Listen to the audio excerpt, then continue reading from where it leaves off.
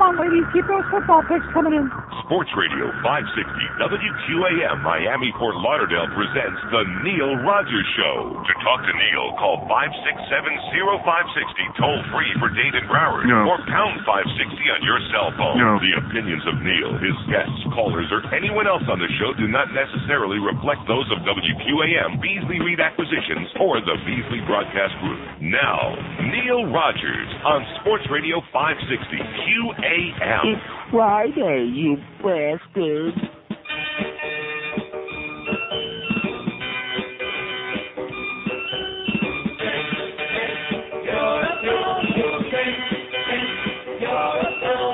She said I was too obese.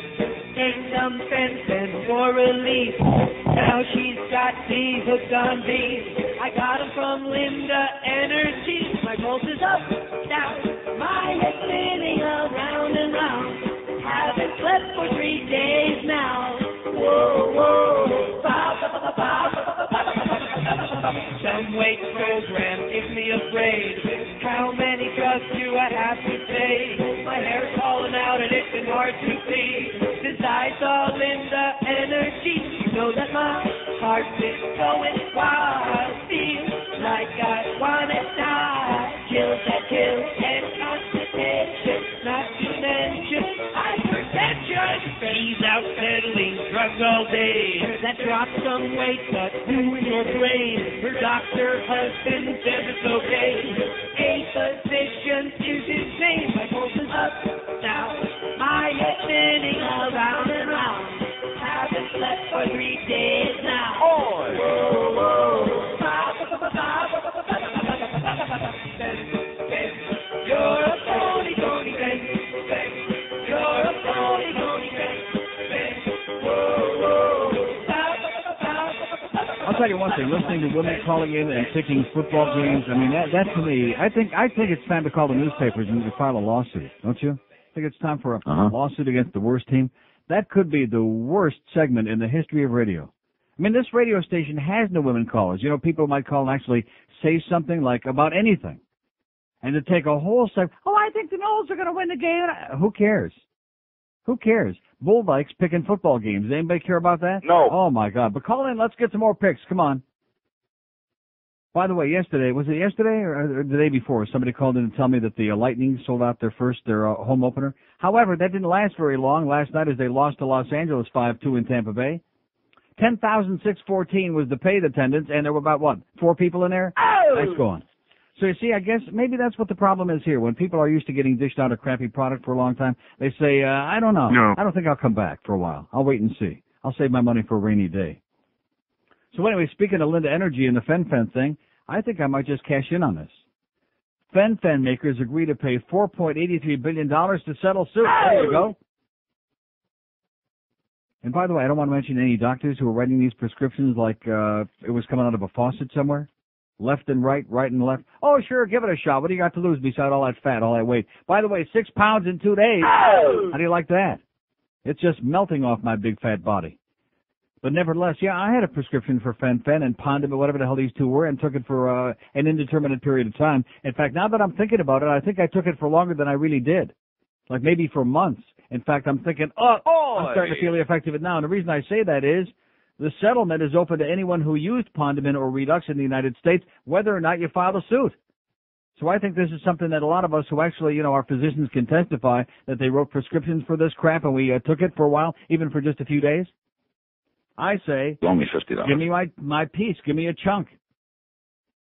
Althea Floyd, 42 of Opelika, said Thursday she felt too lousy to feel good about the stunning legal victory. Floyd, who says she suffers from chronic fatigue and mental health problems after taking Fen-Phen in 1997, said, I want to thank the Lord that somebody did hear us. How do you like that? Thank God! But it's not going to make up for what happened to my life.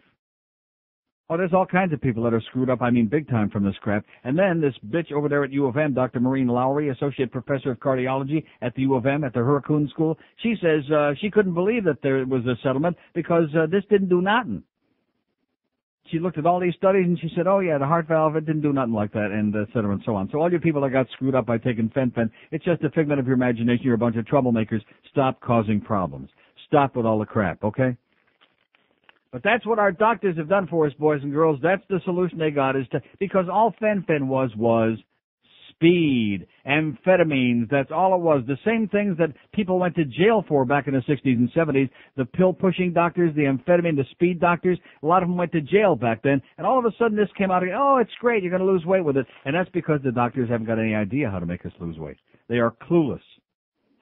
Speaking of clueless, I can't tell you how many people in the last 24 hours have said to me, I would say about 1,700 people have said to me, that's a conservative estimate, that they can't believe the comments of our general manager, Greg Reed, and Josie Lambeat's column yesterday in the Sun Sentinel.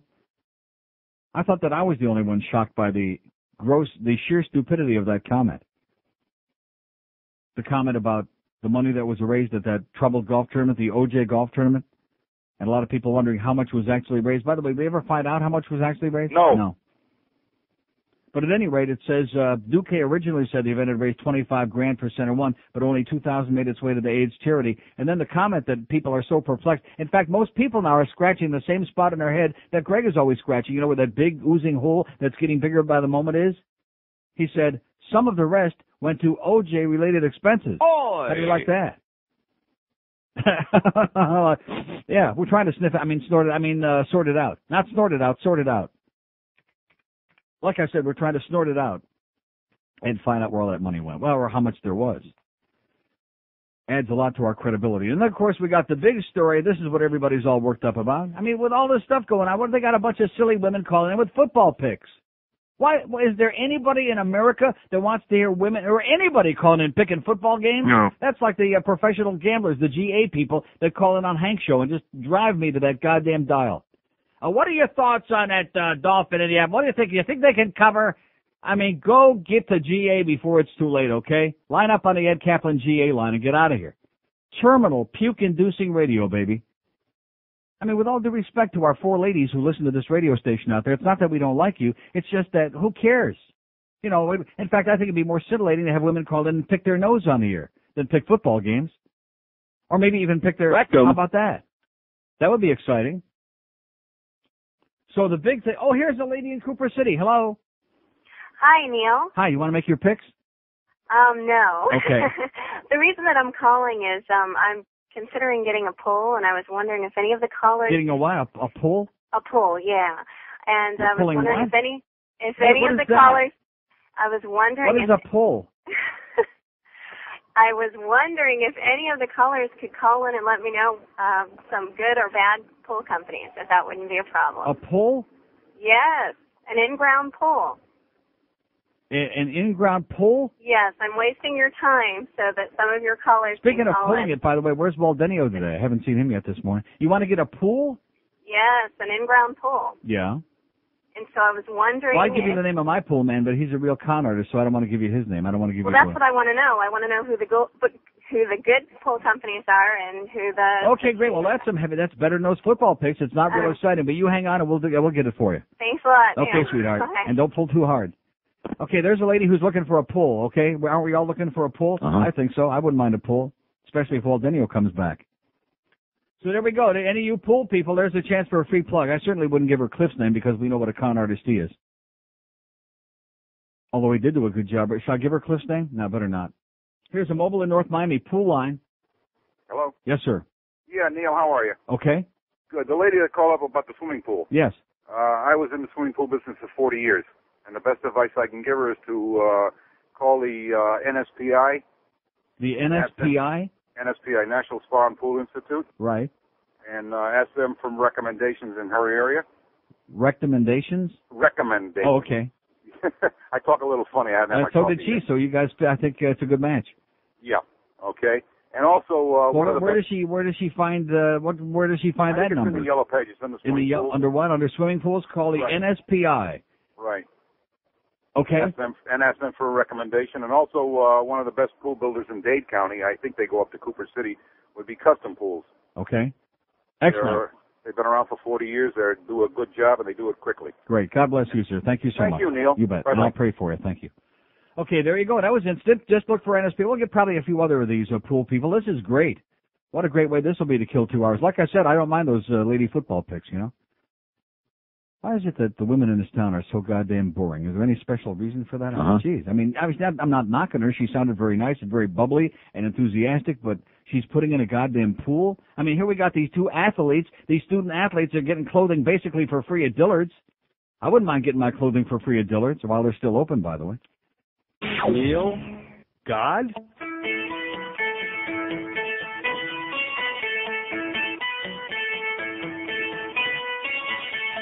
I sing a low tone. I am a baritone. With me some notes cannot be found. But somehow I can't believe they want me to do this. I know what I can reach, and this ain't gonna happen. Oh no. This note's too high for me. Out of my key, it's too high. Someone kick me right back down in my FD.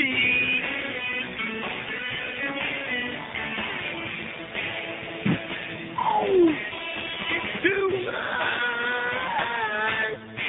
high for me. What'd you kick me for?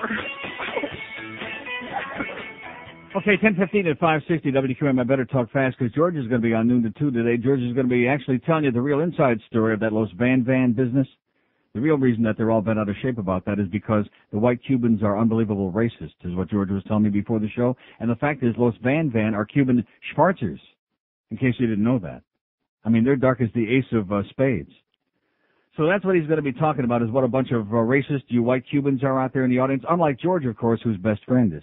So at any rate, here's a great note from our friend Alan over there at Delights of West Boca, which is our next spot, I see, by the way, so I better not go overboard, but had tremendous response, unbelievable response, and why not? 6 pounds in 2 days, Alan. I'm doing it. I'm going to be a shadow of my former self one of these days. I keep saying that, but I think this time. In addition to which, I got one of these protein diet bars, the honey. See, you like those. Those are okay. The chocolate? But these honey nougat protein diet bars, these are killer. They're great. Get the honey nougat, Junior. So anyway, here's a series of 4,000 articles in the newspaper. And you know something? I can't get too excited one way or the other about this. About this whole FSU business. About Peter Warwick and Dionne Warwick. And what kind of a name, by the way, is Laveranus? Laveranus Coles? I think that's his name, Laveranus. You know, being suspended now, and of course there's all a big song and dance because it's the big game tomorrow. I can't get too excited about this. Now, being one of those people who's always decrying the immorality of most of the jocks, I don't get all excited because basically, compared to all the other stuff that goes on and goes unreported and undetected and uncaught and nobody talks about, this was like petty stuff. So they had a friend who worked at Dillard's and they took $412 worth of crap, of name brand clothing, and they sold it to him for $21.50, which is, of course, theft. She was stealing, and they were stealing, and they knew about it, too. But, I mean, in the overall scheme of things, I mean, it was stupid and it was illegal, but in the overall scheme of things, these guys, I think, maybe ought to get a medal. I mean, you can look at it in the other way and say, oh, thank God. And then, of course, what's the big story? Oh, Peter Warwick, no, he won't be considered for the Heisman Trophy. Well, Jesus, God, how the hell can life go on then? Because once he signs with the pros, he's probably only going to make, what, $6, $7, $8, $10 million a year, something like that, $13, $15 million a year? And then if he does wind up killing somebody someday, he won't have a Heisman Trophy that he can pawn off to pay off the, the family of the murdered victims. Man, it's just amazing to me, these sports nerds, the way that they twist and they manipulate and they turn, oh, gee, now maybe he won't be considered for that Heisman Trophy. He's so stupid. Well, who cares? What's the big deal with that? Does that change anything? So you can take any approach on this that you want just to piss people off. I don't really give a crap, but I know that a lot of people are really all bent out of shape because this is important stuff to many of those people. Because it's the Seminole Hurricane game. And because we have a lot of people in the state, as you know, who are like, this is the level that they operate on, this collegiate level. This is the important stuff. Professional sports, nobody cares about that. But college stuff, that, in fact, high school, college, grade school, that's the stuff they can sink their teeth into. So we'll find out what the audience thinks about this today, maybe. By the way, Barry Jackass in a very lengthy column in which he says absolutely nothing this morning, but at the very end has something interesting. Fascinating, not surprising, by the way. He says the Marlins that have the mortgage on this radio station Whammy's first year of Marlins games finished with a 3-point average rating, about 30, what does it say? 43,200 homes, the lowest ever for the team on free TV. Whammy. God, it sucks. How do you like that? The lowest ratings ever for the Marlins on free TV. As if that comes as some kind of a great surprise. Are you surprised by it? Yeah. So. And, of course, you can imagine when the games are on free TV, how many people might be left over listening on radio here with the franchise that has this place mortgaged and just squeezed to the hilt, that has this by the short hairs. Right, Greg? You know what I'm talking about? Uh-huh. Here's a call from Sanibel. Hello. Yeah, hi, Neil. Yes, sir. Question I have for you is, why is the one guy on the team going to be kicked off the team, but the star athlete is going to be allowed to stay on the team? Because they don't like his name. They don't like the name Lever Enos. They don't like that. The other thing so they want to kick him off just to separate him from, Do you think that Jimmy Johnson may be signing work? Yeah, everybody is saying that. What can I tell you? I think they'd fit in like a glove. Can I make a shameless request? Please? Go ahead. Can you play the colloquial swearing one with the Pope? Or the Pope's okay, you got it, pal. Have a great day. And it's really boring over there where you are. Boring here, too, but it's really boring where you are. 567-0560, pound 560 on the AT&T line. Is this audience pissed off and fired up about this goddamn FSU, about the goddamn Dillard's flap, or what? What do you do with these guys? You put them in jail? You suspend them for like 5 minutes, you give them a slap on the wrist, or like me, does anybody really care? I couldn't care less. I think the whole thing is much ado about nothing. It's like all the free stuff that we get. We get free crap all the time. Of course, we're not student athletes. We get free crap all the time here on the show. And you know something? We'll take it. We're proud of it. I have no problem with that. Here's a lady in Miami. Hello. Hey, how yes, you doing? Yes, ma'am. A lady. No, I don't care. Yes, a lady. You going to give us your football picks? No. Please don't. I don't have anything good. Good. Listen, well, as far as all that Peter Warwick stuff goes, it's just foolishness. But and because he's going to get exactly what he was going to get if he wins the Heisman Trophy, or if he doesn't. Right, he's going to get just as many. Yeah, all these people, they're wringing their hands. Here, they're all up in arms. Oh, woe is me, woe is me. I mean, who gives a crap? Yeah, and it's not going to make a bit of difference. But you know what I wanted to ask you? Yes, ma'am. Yesterday I was listening, and I heard that little piece that you did off Head and Shoulders on Head. Uh-huh. And I just wondered, do you all have like a greatest hits kind of a thing, Because I'd love to have one, just yes, to we have do. at the house. You yes, do? we do, as a matter of fact. In about 10 days, they'll be selling them at Specs, all the Specs music stores. Are you kidding, or are you serious? I'm serious. Really? That's not on there, but I mean, all the stuff that's on there is great. Oh, no. Okay. Well, I really liked that one. I thought it was really, I guess I would, huh? Well, that's Bob and Tom, so we don't want to steal their stuff that much. They're happy to let us play it on the air, but we want to put it on our own disc. Oh, cute. Okay. Well, I'll play it for you today. How's that? Okay, cool. Because there's nothing like a little head on Friday. Hey. Okay. Bye. See ya. There's a nice lady. She's interested in head as opposed to picking a bunch of stupid football games. And I think that most of the guys in their audience are, they'd rather hang out with women who are more interested in head than stupid football games. Yes. There you go. Rest my case. We got Hank at 2. We got, with a Jimmy. Oh, and by the way, I don't want to say this, because I don't want to get Hank really upset.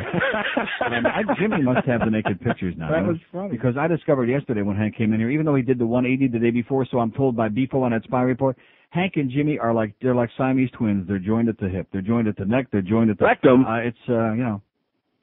Jimmy's got his number. I hate to say that, Hank, because I love you. You're a sweetheart. You're a great guy, but Jimmy's got you by the short hairs. 567-0560, pound 560 on the AT&T wireless line. Here's Pembroke Pines. Hello. Neil. Yes, good morning. Sir. First off, on the player scandal, the only thing that thing is going to change in anybody's life is the point spread for this weekend's game. Right. That's correct. And I'd also like to know if I can do a little PSA for your listeners. Yeah. I was going over my phone bill last night, and I've gotten billed the last several months $32 a month for USPC billing questions, or billing. And this is a network of voicemail that they slammed onto my phone bill.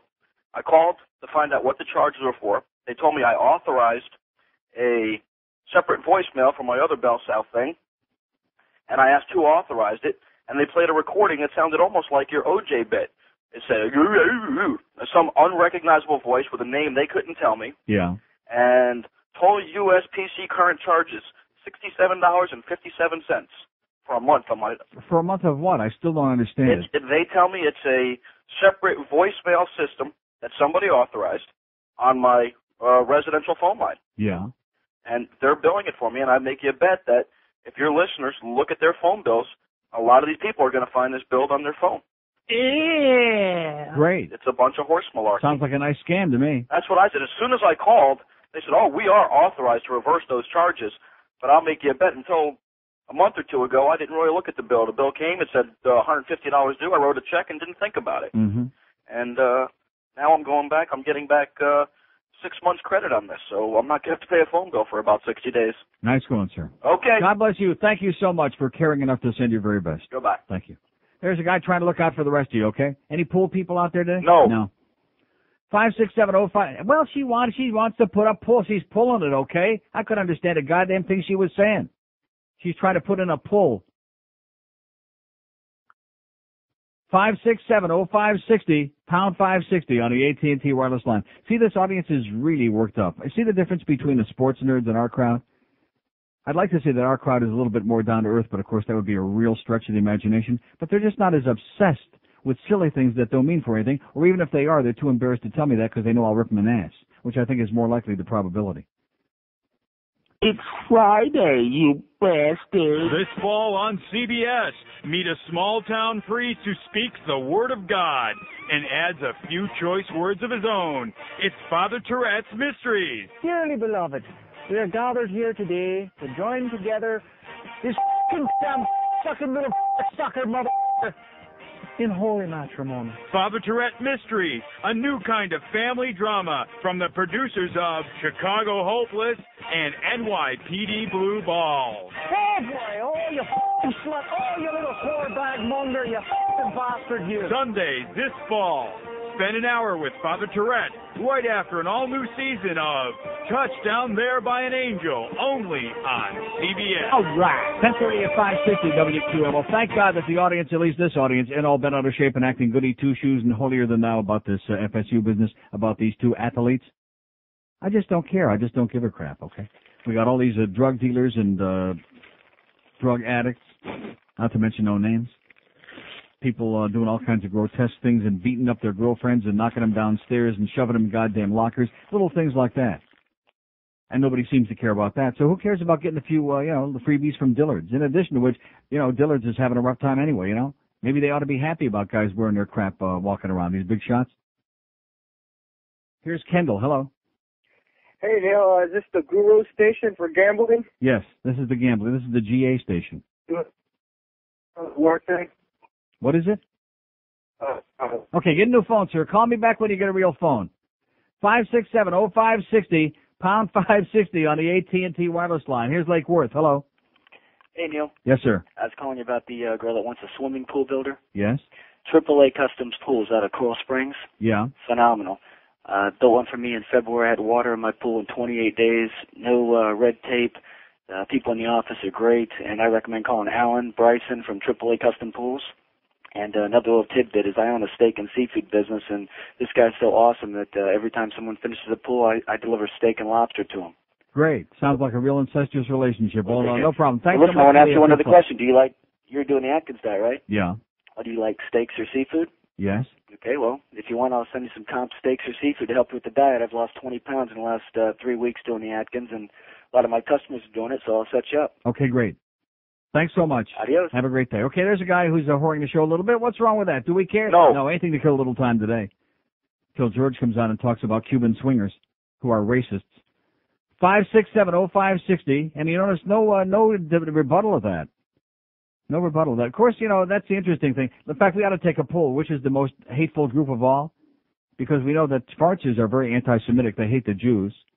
And we know that Cubans hate Schwarzers. And, of course, we know that Mexicans hate Cubans, and everybody hates Mexicans. And it's great, like National Brotherhood Week. Seriously. It's like a contest. Which group is the most hateful, and who hates... Let's find out who hates black people the most. Is it like white people, white Anglos, or is it white Cubans? Now, Other black people. Huh? Jamaicans, I think. You think maybe the Jamaicans hate American black? Yeah, man. I think the most, yeah. Now, why is that? Don't they have a sense of humor? Don't they enjoy the Jeffersons? What's wrong with them? Here's Coral Springs. Hello. Coral Springs. Yes, sir. Hey, I know you're sick of hearing about it, but I'd just like to throw in one quick thing in regard Sick of hearing about what? Florida State. No, I haven't heard anything about it yet. I'm waiting. Okay. I'm waiting to hear this tremendous response. Oh, okay. Well, what my comment is I found it kind of interesting that on the day that the announcement was made about these players being in trouble was also the day that they announced Bobby Bowden receiving a contract extension worth millions and millions of dollars. Right. And here's a coach being paid this kind of money, and these guys are getting relatively nothing in comparison. The NCAA is the closest thing to slavery that we've got in this country. Right. Also, that's right. Just like even Bifo, a little weasel like Bifo said yesterday, he's absolutely right. Let's stop pretending, okay? Let's call it semi-pro ball or whatever we want to call it. Exactly. Let's start paying these jocks, and let's start, and yeah, they're not buying any textbooks anyway, so what difference does it make? Well, let's have a whole separate part of the campus for them, for the dumb jocks, and let's put kids in their spot and get the scholarships who really want to get an education. Last time they blamed what happened up at Florida State on sports agents. And Ken Jenney, who was then in the state Congress, passed a law regulating regulating agents. Yeah. Who's he going to regulate now? Anybody Who are they going to blame can. this one on? Anybody he can, man. Yeah. He'll get the stormtroopers in here. You mark my words, that Nazi Ken Jenney. Oh, yeah, they'll have him up your rectum. Anyway, other thing, I don't know if you happen to see this, but I believe it was yesterday in USA Today, they were talking about the story surrounding the NFL awarding expansion franchise to Houston rather than Los Angeles. Yeah. And the mayor of Los Angeles had a rather interesting comment. In spite of them losing this franchise, he said that he was proud of the effort that had been made on behalf of his city and proud of the fact that their proposal had included a new stadium which did not cost the taxpayers any money. How do you like that? Isn't that a novel unlike approach? in Houston, where they put it on the ballot and the dumb taxpayers were so desperate to get their football team back, they said, okay, we'll pay for it. Yep. So they're studying at the Wayne Huizenga School of Policy of handouts, Management. right. And let me say it again. 10,000 sold tickets in Tampa. This is the third place they've played in over there with their crappy hockey team since it started several years ago, about 9-10 years ago. And nobody's going to this one either because they got a crap product and nobody wants to pay to see crap. Can I say one more thing? Yes, sir. I love your show, Neil. God bless you. Listen to you every day. All right. Take care. See ya. Yeah, let's keep building stadiums and putting crap in there and then act all surprised like I was yesterday. What am I screaming about people not coming to the Panther game? They gave you crap for 2 or 3 years. They soaked you through the nose. Then, of course, this year, like I said yesterday, they've raised the price on the concessions. They've cut the selection down. They give you a bunch of tasteless crap. And they wonder, gee, how come they're not coming back? And sucking it up. It's going to take a long time before they win the people back there. You just dish out crap and you keep charging higher and higher prices, and the public just keeps saying, No, thank you. We'll stay home. We'll go do our football picks on the morning show. I still can't get over that. I say lawsuit. Call up our friends at the newspapers. Or maybe somebody else will call. He's probably not doing much. Here's a mobile in Miami. Hello. Hello. Yes, sir. Yeah, Lavernius was on probation already. Laveranus? Yeah, Laveranus. Yeah. They say Lavernius, though, because they don't want, the Schwarzes to get too mad. Rectum? Yeah. That's right. But anyway, he was already on probation for something else, so that's why he got kicked out? That's why he got kicked out. That's why they severed the cord? Right, so to speak. Right. Okay. What do you think of it? So what do you make of it? Are you bent out and pissed off and fired up about it, or what? No, because just like he said, Peter Warwick's going to sign for millions anyway, so who gives a crap? That's right, and then he can buy Dillards. They're on the verge anyway. He can buy the whole goddamn chain. They're ready to go bankrupt, so who gives a shit? Oh, crap. Oh, crap. Very, very good. That was beautiful. Excellent job, sir. Let's hear it. That gentleman. Right in midstream, he stopped it, huh? Anybody else take a stop it in midstream? I don't think so. Mark that down. That was sensational. Right there was like halfway out, and he just stopped it right there in midstream. Beauty. Nice job, sir. 5670560, pound 560 on the AT&T. Went to Dillard's and they got some clothes from a friend of theirs, and they gave him a little discount, 95%, and all these righteous goody too. You know something? All these people that are all righteous about this, I guarantee you they shoplifted when they were in college. I did. Oh, seriously, we used to have ROTC, which was mandatory, although I didn't go because, I knew they wouldn't take me in the Army. So at any rate, and we used to have these big ROTC coats in the wintertime that we would go to Cunningham Drugs right there on Grand River Boulevard in East Lansing, Michigan, and we would steal stuff that we would never use, like suntan lotion in the middle of the wintertime in Lansing, Michigan. Were we going to use it? No, but it was just the idea of shoplifting something. You had these big pockets, you might as well stick something in there.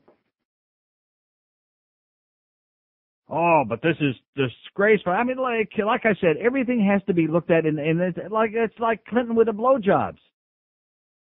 Here we have a country where the president went through an impeachment hearing and was like on the verge of getting thrown out of office because he got a few blowjobs.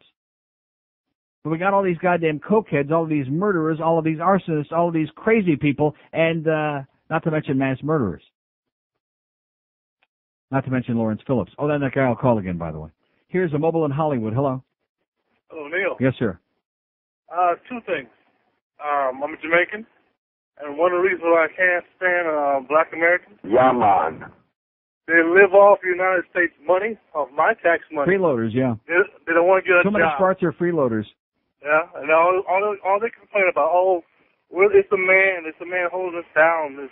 They can't do nothing for us, and it's so ridiculous. Yeah. If I can get up out of my bed 3 o'clock in the morning, go to a job, and work, take care of my family. Remember what JFK said, ask not what the honkies can do for you, ask what you can, do for yourselves. It's ridiculous. I the guy that called about 2 weeks ago and cussed out the other Jamaican. Yeah. But I screwed up and said the F word. Oh, yeah, well, that's okay. Yeah. I always say F them anyway. Okay, listen, have a great day, pal. You too, Thanks man. for your refreshing honesty. He said that you Schwarzers out there, a bunch of freeloaders, and you're destroying America is what he said. And, of course, he's a good upstanding Jamaican. Yeah, He man. knows how to jerk pork. WIOD. Oh, I hate that station. Hi, Felicia. Gee, I love your dress, and your hair looks so shiny and manageable. Are you still shampooing with Head and Shoulders? Gosh, Chick, I stopped using Head and Shoulders a long time ago. I mean, honestly, who grows hair on their shoulders anyway? Yeah, right. So, what are you using now? Well, it's like Head and Shoulders, only without all those additives. It's just called Head. Let's tell them about it, girls. If you're tired of your old shampoo, frustrated and feeling blue, just remember what I said. You'll feel better if you get some Head. Wow! Where can I get Head? Lots of places, Chick. You can stop by my place later, and I'll be happy to give you some Head. In 15 minutes, I'll have you shampooed, styled, and blown dry. Gee, you don't miss a lick, do you? Head sounds great, but is it expensive? Not at all, Chick.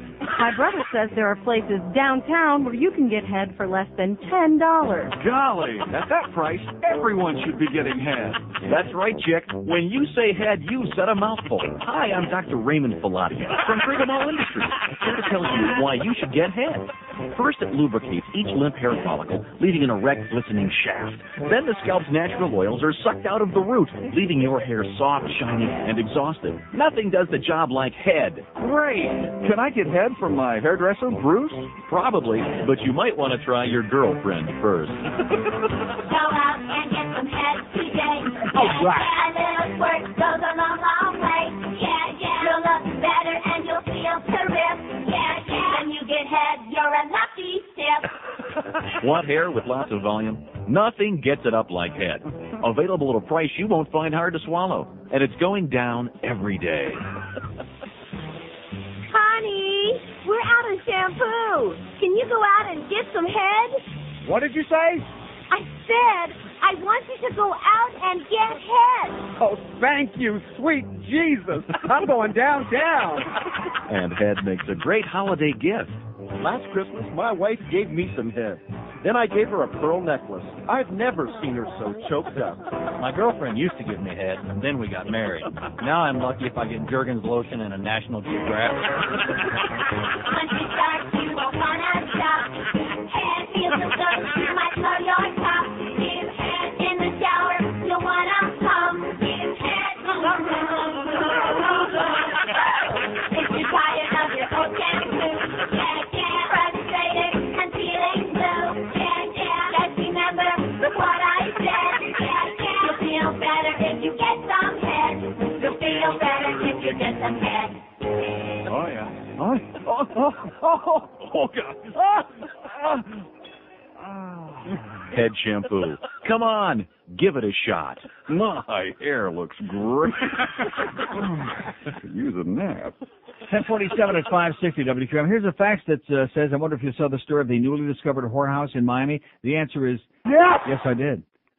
And it says they employed at least 2 minors, but since it's been reported that no police officers were involved, they're giving updates every hour. The one where the cops were all involved from all over Dade County, from every force in the county, have we heard any more about that? No. About that infernal investigation? No. No. How come we don't hear any more about that, I wonder? You don't think it's been swept under the carpet? Uh-huh. Huh. 567-0560, pound 560 on the AT&T wireless line. Here's Miami. Hello. Hey, good morning, sir. Yes, sir. Got a question for you. You've got me interested in those Delight food bars. I heard you comment on how many carbs they have, but I haven't heard anything about the fat or the protein in those things for my diet. Well, this particular one has got 22 grams of protein, and it's got only 5 grams of fat, which is excellent. Yeah.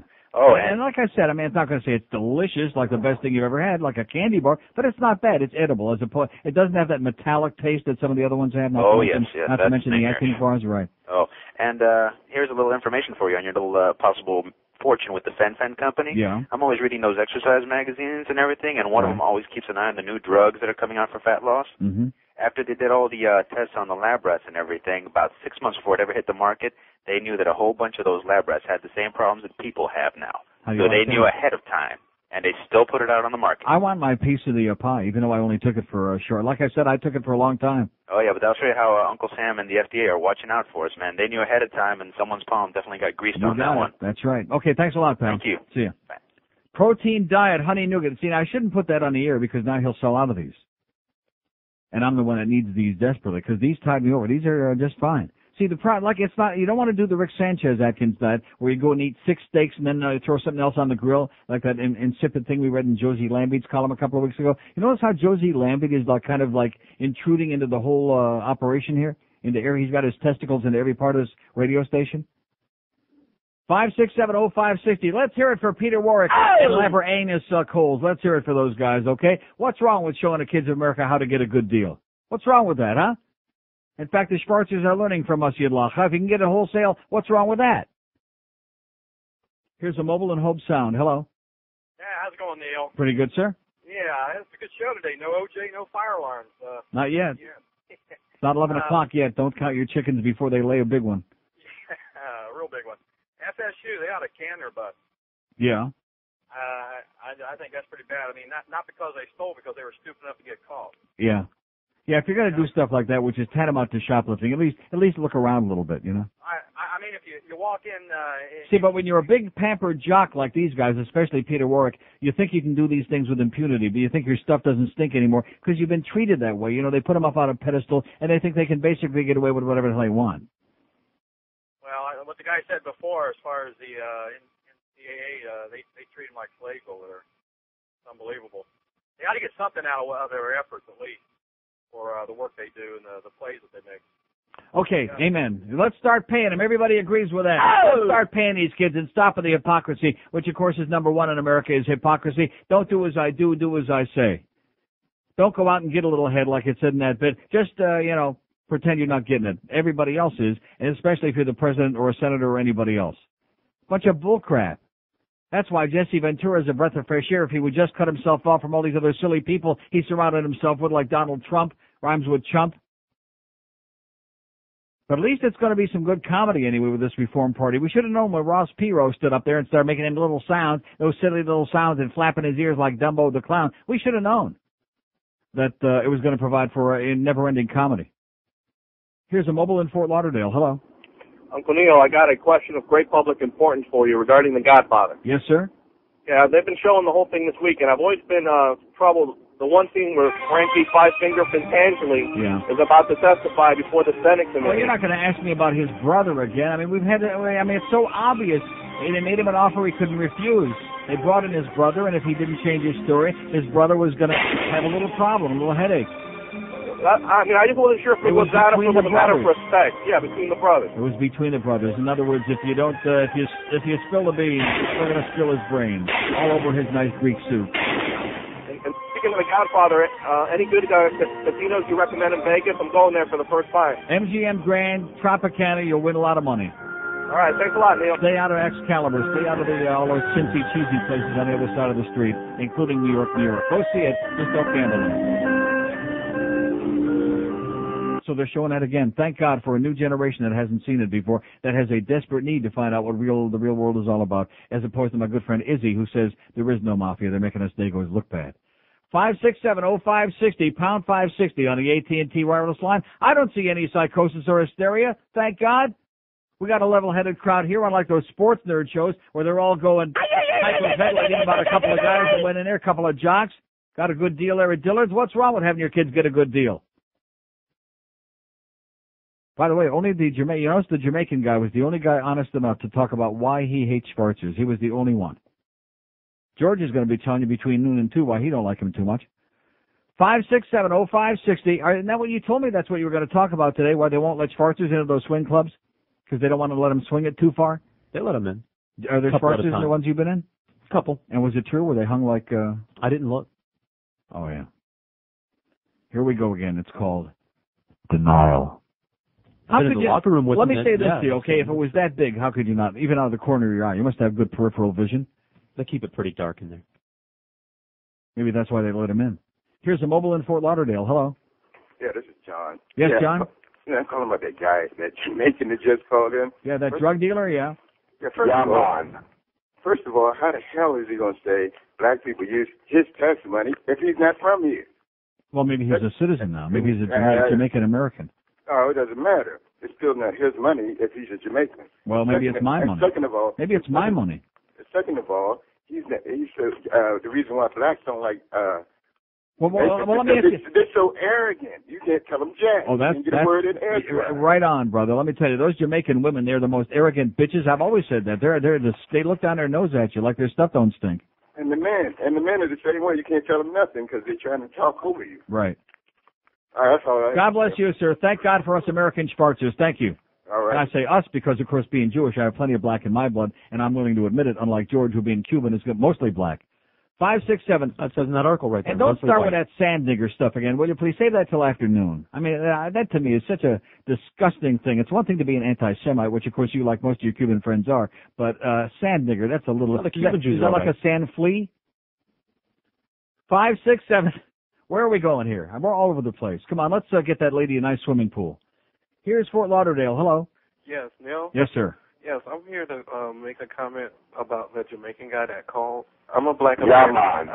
I have 2 jobs. I work 7 days a week. You're working your ass off. And no, I'm not living off of anyone. And right. They are arrogant. And I visit the country. They have nothing to be arrogant about. And you talk to any Jamaican. Yeah, but they got the good weed, though, man. You talk to any Jamaican, they'll say their country this, their country that. Why aren't they there? Yeah, exactly. It's like New Yorkers. If it's so great, what the hell are they doing here? Infesting our place. You know, that's right. if every Jamaican you ask, okay, why are you here? But that's all I have to say. Okay, well, next time they give you a bunch of crap, just tell them to jerk pork. Okay, and have a great day. They have a lot of expertise at that, so I hear. Oh, and by the way, there's no fags in Jamaica. There better not be. 5670560 pound 5, or even in the Cayman Islands. Pound 560 on the AT&T wireless line, 1056 at WQAM. Absolutely. Ladies and gentlemen, this is Rambo 4 and 5. How are you? John Rambo's still alive. I want to make movies 4 and 5. My life ain't going great, Planet Hollywood's broke. Unfortunately, I speak like I had a stroke. First blood came in 82. That's when I hurt my penis and it never ever grew. Rambo 2 was in 85 late. Rambo 3 was in 88. Shooting and shooting and shooting. My gun. I did not make this movie with my son. His name is Sage. He was in Rocky 5 and Daylight, the tunnel movie. A little bit of cash is what I need. I gotta get a loan from Apollo Creed. I gotta have another hit movie or a Broadway show like Dennehy. I guess nobody ever saw Copland.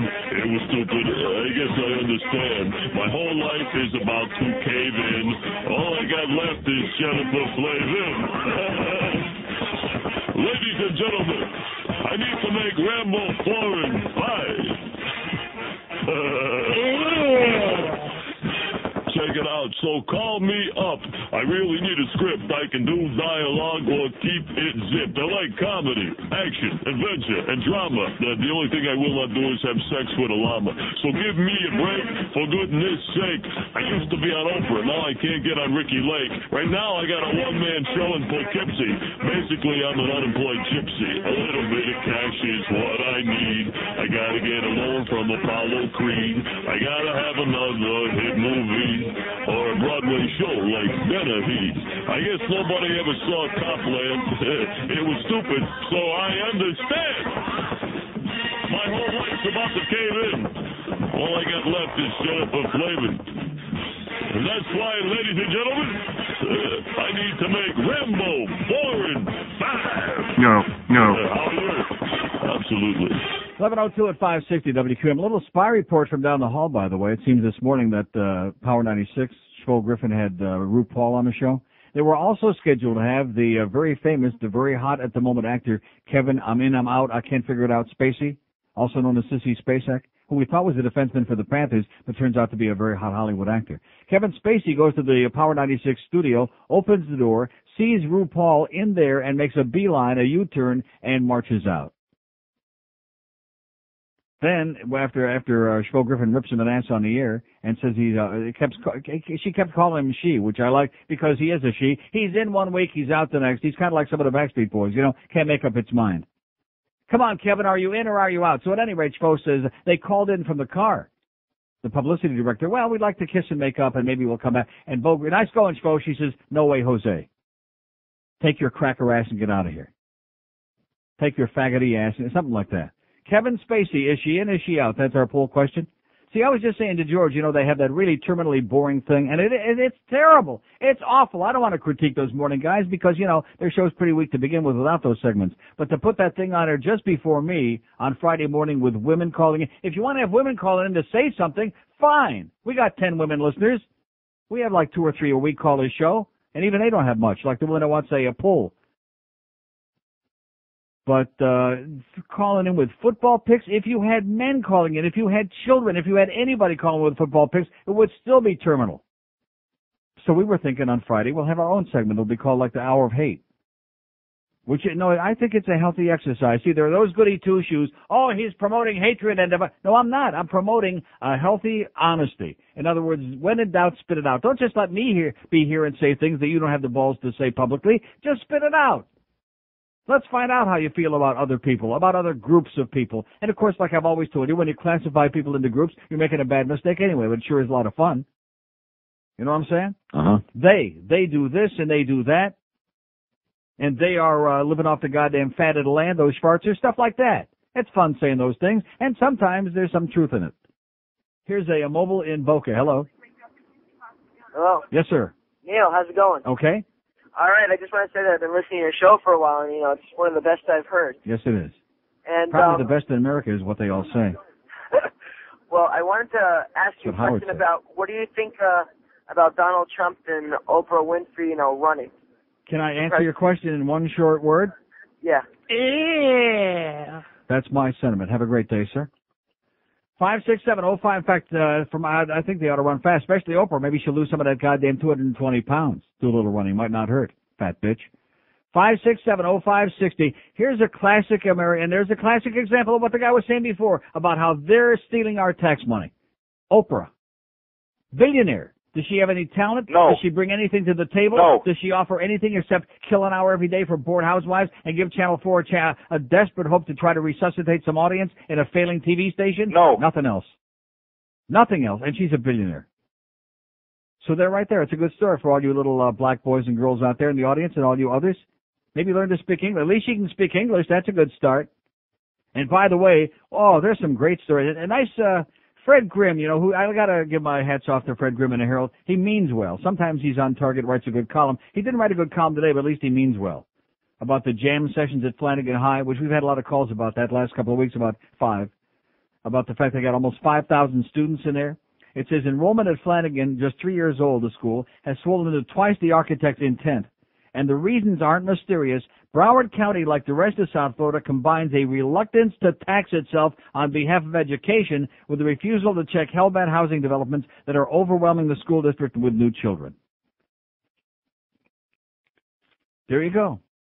And you know what it's like? It's like the NRA. Oh, no, there's nothing wrong with, guns. It's just we don't need any new laws if we would just enforce the laws that are on the books. And it's the same thing with school tax money. Oh, we don't need any more money. We already got enough money. We just need to get them to spend it in the right places. That's the excuse for not wanting to put enough money in so we get kids a decent education in this state. Because basically this state is run by a bunch of old farts. The Gray Panthers and the Gay Panthers and the Florida Panthers, that's what's running this goddamn state. Schools stumble and tumble on limited English. Here's another story in the same goddamn morning. Student shortcomings get uncertified teaching. I mean, if I had $1 million for every goddamn unqualified, uncertified teacher in South Florida, I could get out of here right now instead of waiting till noon. That's right. It's a disgrace. And you people out there, you know, it's not important. That's the thing that frosts my ass. I don't get it. I don't understand it. People say to me, oh, gee, we listen to your callers and we just wonder how it is that you get through the day every day with some of these stupid people. Florida, I'm not saying that we got a lock on it unless you've ever been to Mississippi or Louisiana, but Florida, I mean, this is a place where there's just millions of dumb people in this state. And you don't blame them. It doesn't make them bad people. They just never had a goddamn education. They were never forced to get smart. Oh, a call from Gainesville. Hello. Hey, Neil. Yes, sir. You're not calling to gloat today, are you? No, sir. Good. We don't want to rub it into Bobby Bowden too much. Oh, no. But it was in the student newspaper. There was a thank you given to them for revitalizing our season. Right. But I just heard you talking about after that devastating loss to Alabama last week. I should have mentioned that. It was not pretty. Yeah. And the fans too are not pretty. Yeah. But Jay Barker used to be quarterback at Alabama. He was very pretty. Well, I have no comment on that. Of course not. We don't want to, Can't beat that gator meat. we don't want to sullen your image. I heard you talking about Flanagan High School, Right. of which I'm a proud alumni. All right. Alumnus, yes. Alumnus, yeah. And it was bad. It was bad. I don't know. I really don't know what they're going to do. We have a freshman annex now that all the ninth graders go to this portable site. Portable. Yeah. In way out in West Pembroke Pines. In Yenamsville, yeah. Yeah, and I mean, there's still. I mean, when I graduated last year, there was a graduating class of about 700, and they're thinking the next graduating class is going to be about 1,200. Unbelievable. And then the one after that's going to be about 1,500. It's got to be really, it's got to be really uplifting to the kids of the state to know that the adults in the state don't give a crap about them. It's terrifying to me. It's frightening. Well, that's true, and the teachers at Flanagan are very special. Yeah. They don't have a shot to be special. They are special, and they've worked on some of the worst conditions, and the students there are at a disadvantage as it is. And Flanagan High School is at a bad start. You know, we're only 4 years old. Yeah. They're only 4 years old. Well, I'm going to pray for them all weekend long, and maybe we'll wake up Monday morning. There'll be a whole bunch of new schools, but I doubt it. Listen, have a great day, pal. Good luck to the Gators. Thank you, Neil. Okay. Good luck to those Gators, baby, because they're licking their wounds from last week, and they'll be okay. They'll survive, even in spite of that redneck Steve Spurrier. Yank it, baby.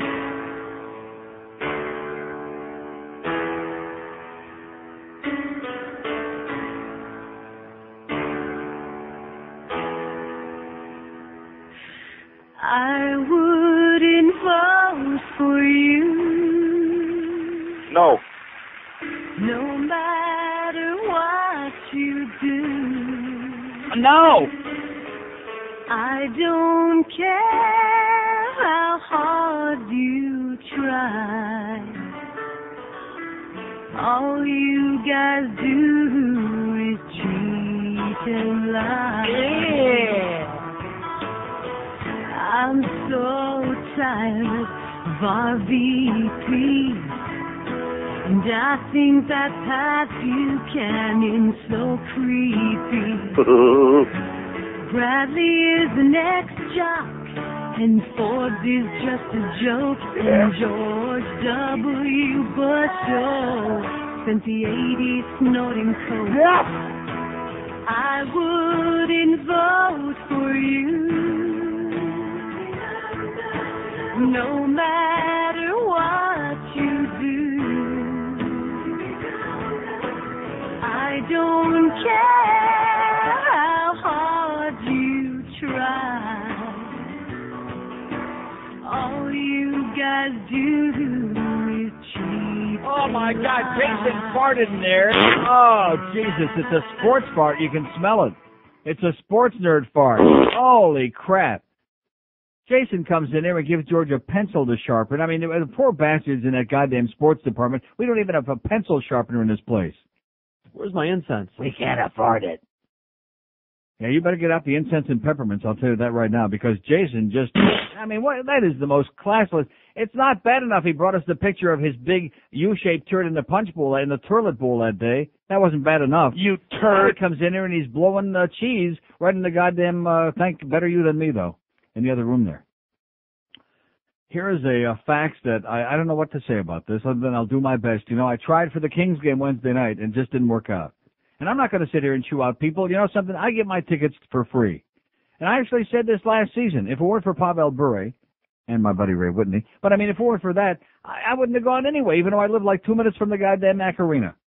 So I'm not going to blame other people that don't want to dig down deep into their pockets and squeeze and feel the change and try to, you know, squeeze a few bucks out to buy tickets. But nevertheless, you got your Detroit Red Wings, one of the hot teams in the league, one of the most exciting teams in the league, going to be there tomorrow night on a Saturday night. And guess what? They've still got tickets left. Tickets are available in all price ranges.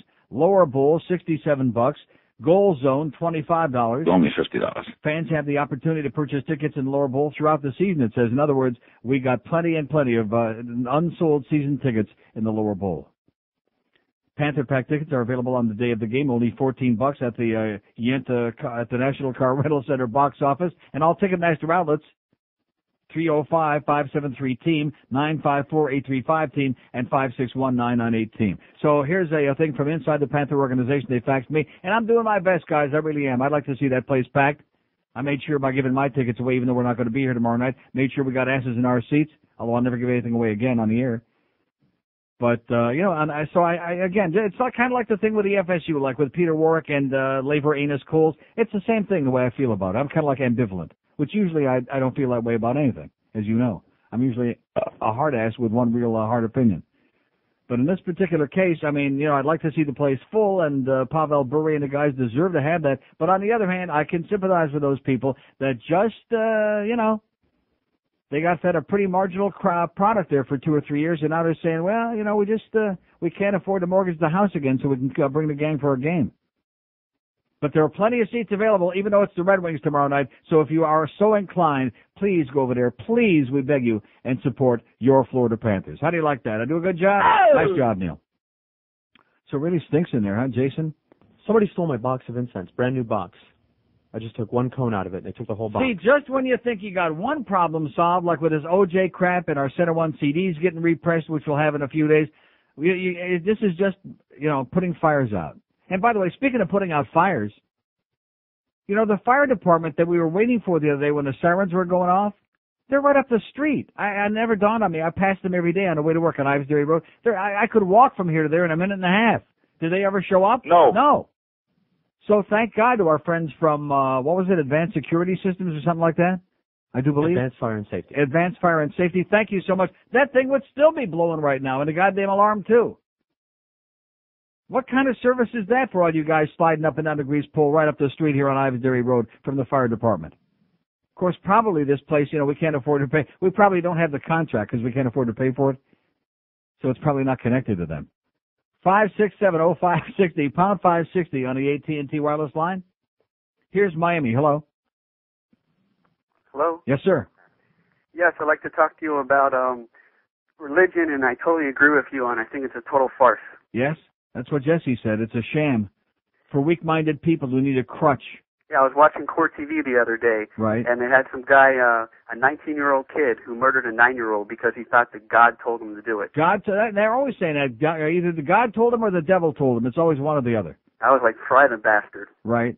Just like Lavernius Coles and that cult that, you know, he stabbed himself in the neck up there, and they found one of his cult mates in a refrigerator locker, deader in a goddamn doornail at Michigan State. More craziness. They're all looking for something. What are they looking for? Yeah, I'm 25 years old, and my parents and family, they praise religion. I just don't see it. Tell them to bug off. Yeah, exactly. Tell them to get with the program. Tell them to come into the 20th century. It's almost over. Okay, pal, God bless you. All right, thank you. And I'll pray for you. All right, thanks. Let's pray for him right now. Baruch atah Adonai, etc., and so on. Yahaha. 567-0560, pound 560. I mean, it's so ridiculous. People mumbling a bunch of stuff. They don't even know what it means. And if they did know what it means, they would all be going like that. Or maybe like that. God, he keeps creating all these new viruses, and this new tuberculosis is making a comeback, and all these things. And then, of course, this woman in the paper today who's thanking God that they finally are doing something about the Fen-Phen thing with his lawsuit, but she says it's too late because I feel so crappy. I'm not all that excited about it. Thank the Lord they're doing something. If the Lord is involved in this, how come he didn't create us like Superman, invulnerable to all of these things? So when some goddamn drug company tries to peddle you a bunch of crap for fun and profit, that it doesn't affect your body, huh? In fact, you wouldn't need any goddamn drugs if we were invulnerable, and then they'd all be out of business. He made us that way first, but then we sinned. So and then he got pissed off. And let me say it again. How could God get pissed off if he's perfect? It's such a short discussion. It doesn't have to be a long argument, a long discussion. Only a fool, only a simpleton could believe that. Only a nincompoop could believe that. He made us perfect in the beginning, but then, of course, Eve, was screwing around. It was the pear on the ground. I'm convinced of that. It was the pear on the ground that really pissed him off.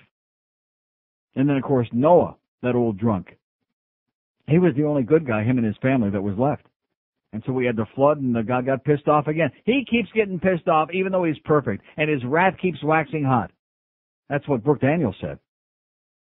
Yeah, that bad wax job she had, that's what it was. He heard her show. And God's wrath waxed hot right between her goddamn... whatever it was.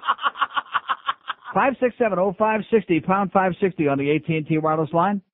We're trying to find out why the Jamaicans and the black folks hate each other so much today. And then George is going to pick on the white Cubans at noon. Here's Fort Lauderdale. Hello. Hey, Neil, how you doing? Pretty good, sir.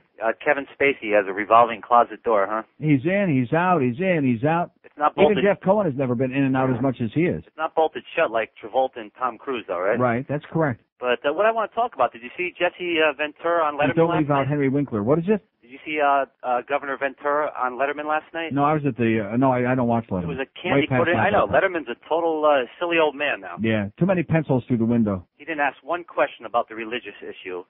And it was just a glossed over interview. Yeah. Because there's definitely popular media is a tool of the government. I'm convinced. Of course it is. These people, it's the establishment. They all say, just like Tim Russert there on Meet the Press last Sunday, oh, do you believe in God? Do you believe in Jesus? He backs them up against the wall, and he puts them in a position where he knows he's going to have to give certain answers, or he totally loses all his credibility, because that's the American effing way. You can't really be a nonconformist and tell the truth in this country, because the establishment won't let you do it. Oh, definitely, yeah. The two N-words you cannot say on the idiot box is nig and no God. Nigger and no God, right. And, you can say nigger.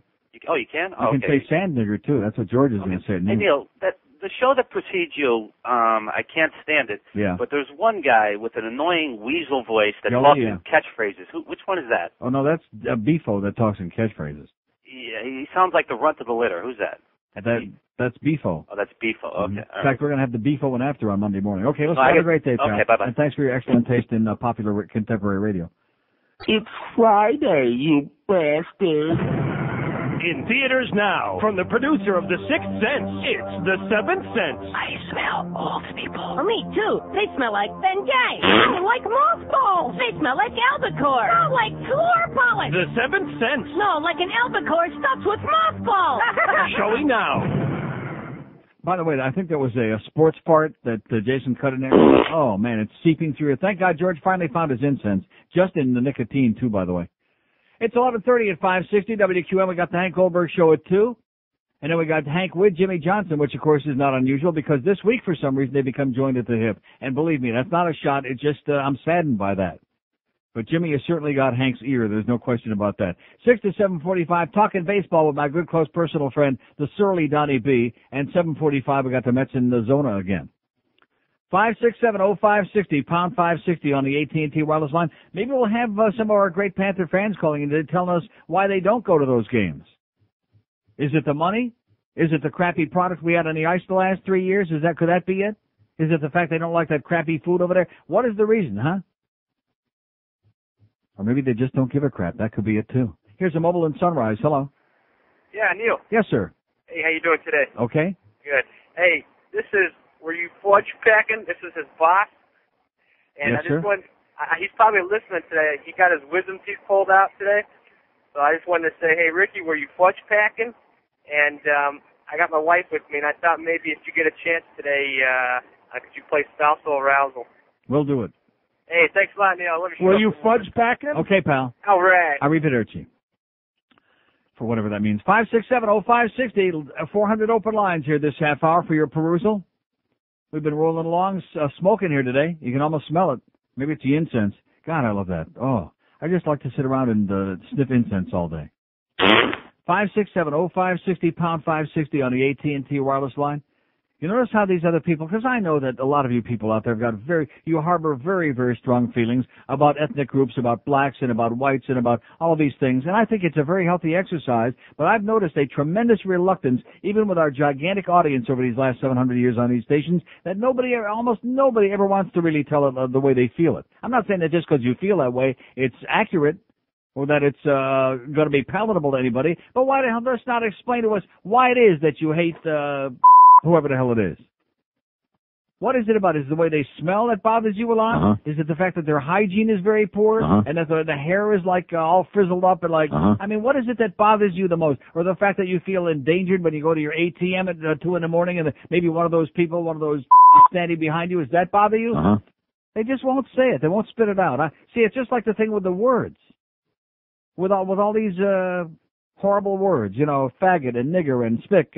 Well, they're just words. That's why we try to render them meaningless. It's like an excellent exercise. I think it's got some value.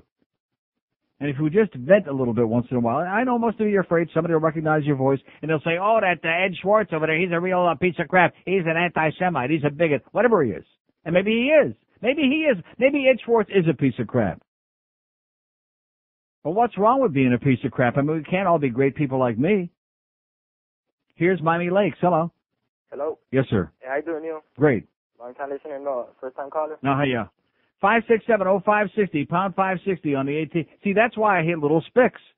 It's because of those three Julios that sit around with their little circle jerk every day. And, it's so pathetic to me because that's the same line every time. So within 4 seconds, we already know who it is. You don't even have enough smarts to change the material. You're pathetic. You just tear my kishkis out. And then, of course, I see a guy like Waldenio, and I say, oh, I love those young Cuban guys. And that changes my whole tune, Here's a mobile in Margate. Hello. Neil, God. Yes, sir. Speaking. Neil, real quick comment about Oprah. Yes? We'll see how quick she gets married now. Meaning what? Well, hey, who's going to want to vote for a woman that can't make a decision in her own personal life whether to get married or not? Yeah, she ain't running for anything. You don't think? No, shit. For $400,000 a year, she makes more than that in a week. Yeah, She's not gonna take a crap job like that. It's not the money issue with her. It's probably the power trip. No, she don't want any part of it. Believe me, it's the money. Trust me. Yeah, can I call someone a douchebag? Yes, sir. I didn't say on the air though. We're all done doing that. 567-0560, pound 560 on the AT&T wireless line. He's just asking permission to do it off the air. Yes, sir. Neil, God. Has granted you special dispensation. You may do it. Here's Margate. Hello. Hey, Neil. Yes, sir. What's up? How you doing? I was at the Kings game the other night. Yeah. Great game. No, why do you say that it was not a great game? The last 3 minutes were great. The last minute and a half were good. The last 3 minutes, yeah. Well, what I don't understand is how the amount of fans that were there, stupid, they're going to get a bench minor and they keep throwing the magnets on the ice. Because they're assholes, because they're barbarians and they ought to be banned for life. Exactly. But anyway, love your show. Don't listen all the time, but when I do, love to listen. Bye. God bless you, sir. We'll all pray for you. 567-0560, pound 560 on the AT&T wireless line. Nobody wants to tell us why they aren't coming anymore. Maybe they just all left. Maybe all the people that used to go, maybe they just didn't come back this year. Maybe they went someplace else and they decided, we just aren't going to go back to that bumfork place. And, of course, I can't blame them for that. Could I blame them for that? No. No way, Jose. I don't think that's it, though. I think it's the money. I think it's the food. I think it's the crap product that was on there 2-3 years that was very uninspiring. I think it's a lot of the propaganda from the organization and that there's a certain credibility gap there. I don't want to mention no names, but they both are the same. Murray? Here's a mobile in Oakland Park. Hello. Neil. Yes, sir. I can tell you why I won't go back. Okay. $30 to get in, $9 for a hot dog and a beer, and Right. the hot dog tastes like crap. Right. And A wilted weenie. What's that? A wilted weenie. Really? And I was so high up there, I felt like God was behind my left shoulder there. Yeah. The least they could do is provide oxygen, I think. That's it. Okay, thanks, pal. Thanks for your refreshing honesty. All you Panther folks, I know you're listening over there. Believe me, I'm trying. I want to get those people in there. Believe me. It's no fun sitting in a goddamn mausoleum like we had there on Wednesday night. Boy, especially early, because we usually get there early. Too early, that's going to stop. Because what's the point? There's nothing going on there. But, I mean, geez, like about 6:30, I thought the game get called off or something. It was an unbelievable atmosphere. You couldn't complain about the atmosphere in there because there wasn't any. It was deadly. And there was no, none of those petunia pigs down there with their nose pressed up against the glass, those jock sniffers. Even they weren't there. Even for Luke Robitaille and Ray Whitney and Pa Bellbury, they weren't there to get their nose pressed up against the glass to sniff around.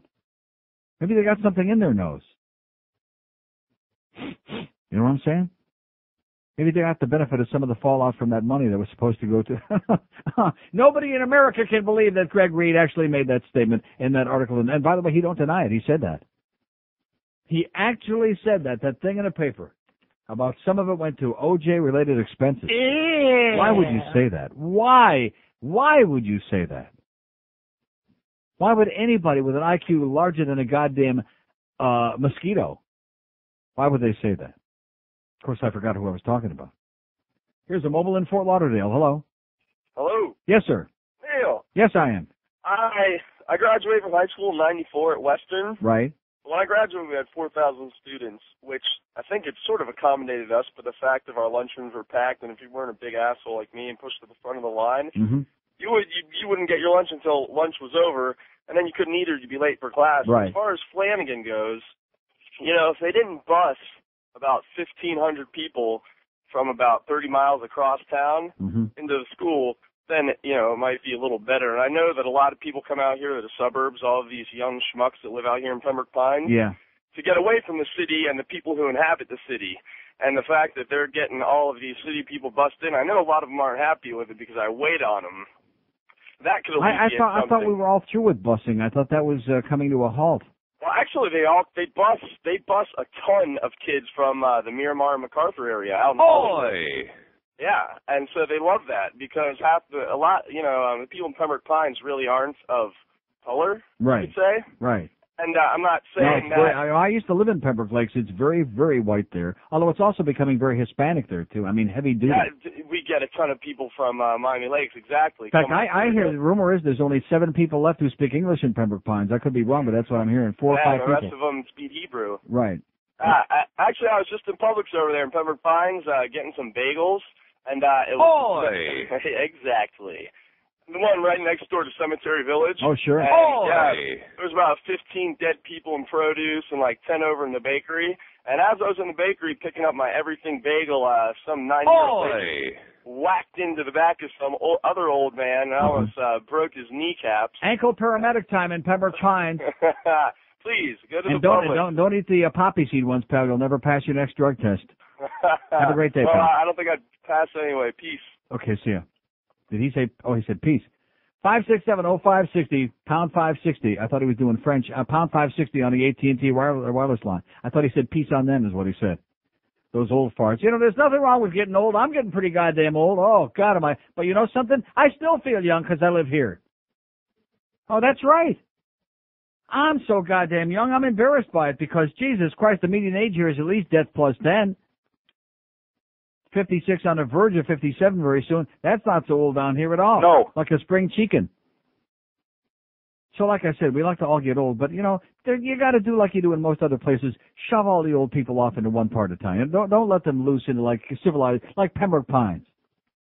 Pembroke Lakes was really very nice when I lived there, and then they built that cemetery village, and most of us flew out of there. We couldn't get away fast enough because Conan and the Barbarians without Conan. I'll bang you in the butt, honey.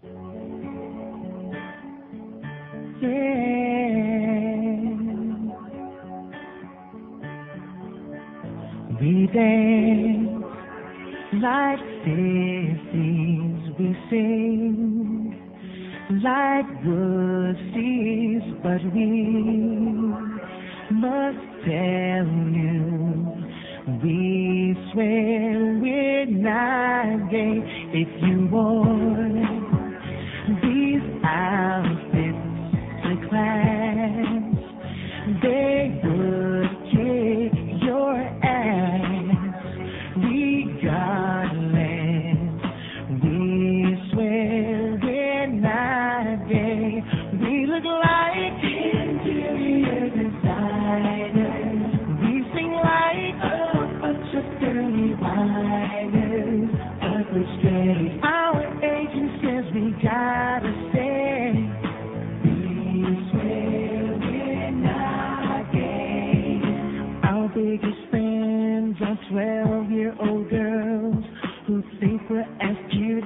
can be. Yeah. As they get older, they all figure out we're hiding our latency. One thing is for sure, we get manicures.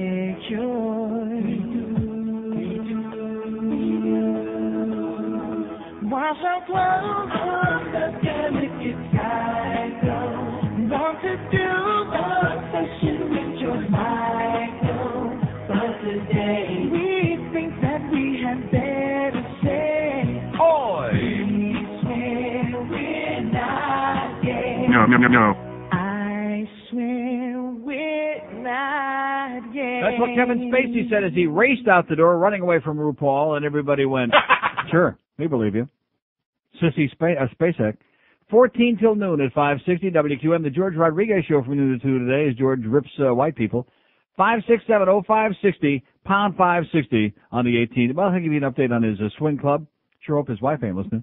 Here's Sunrise. Hello. Hi, Neil. Yes, sir. I heard you talking about it with sports.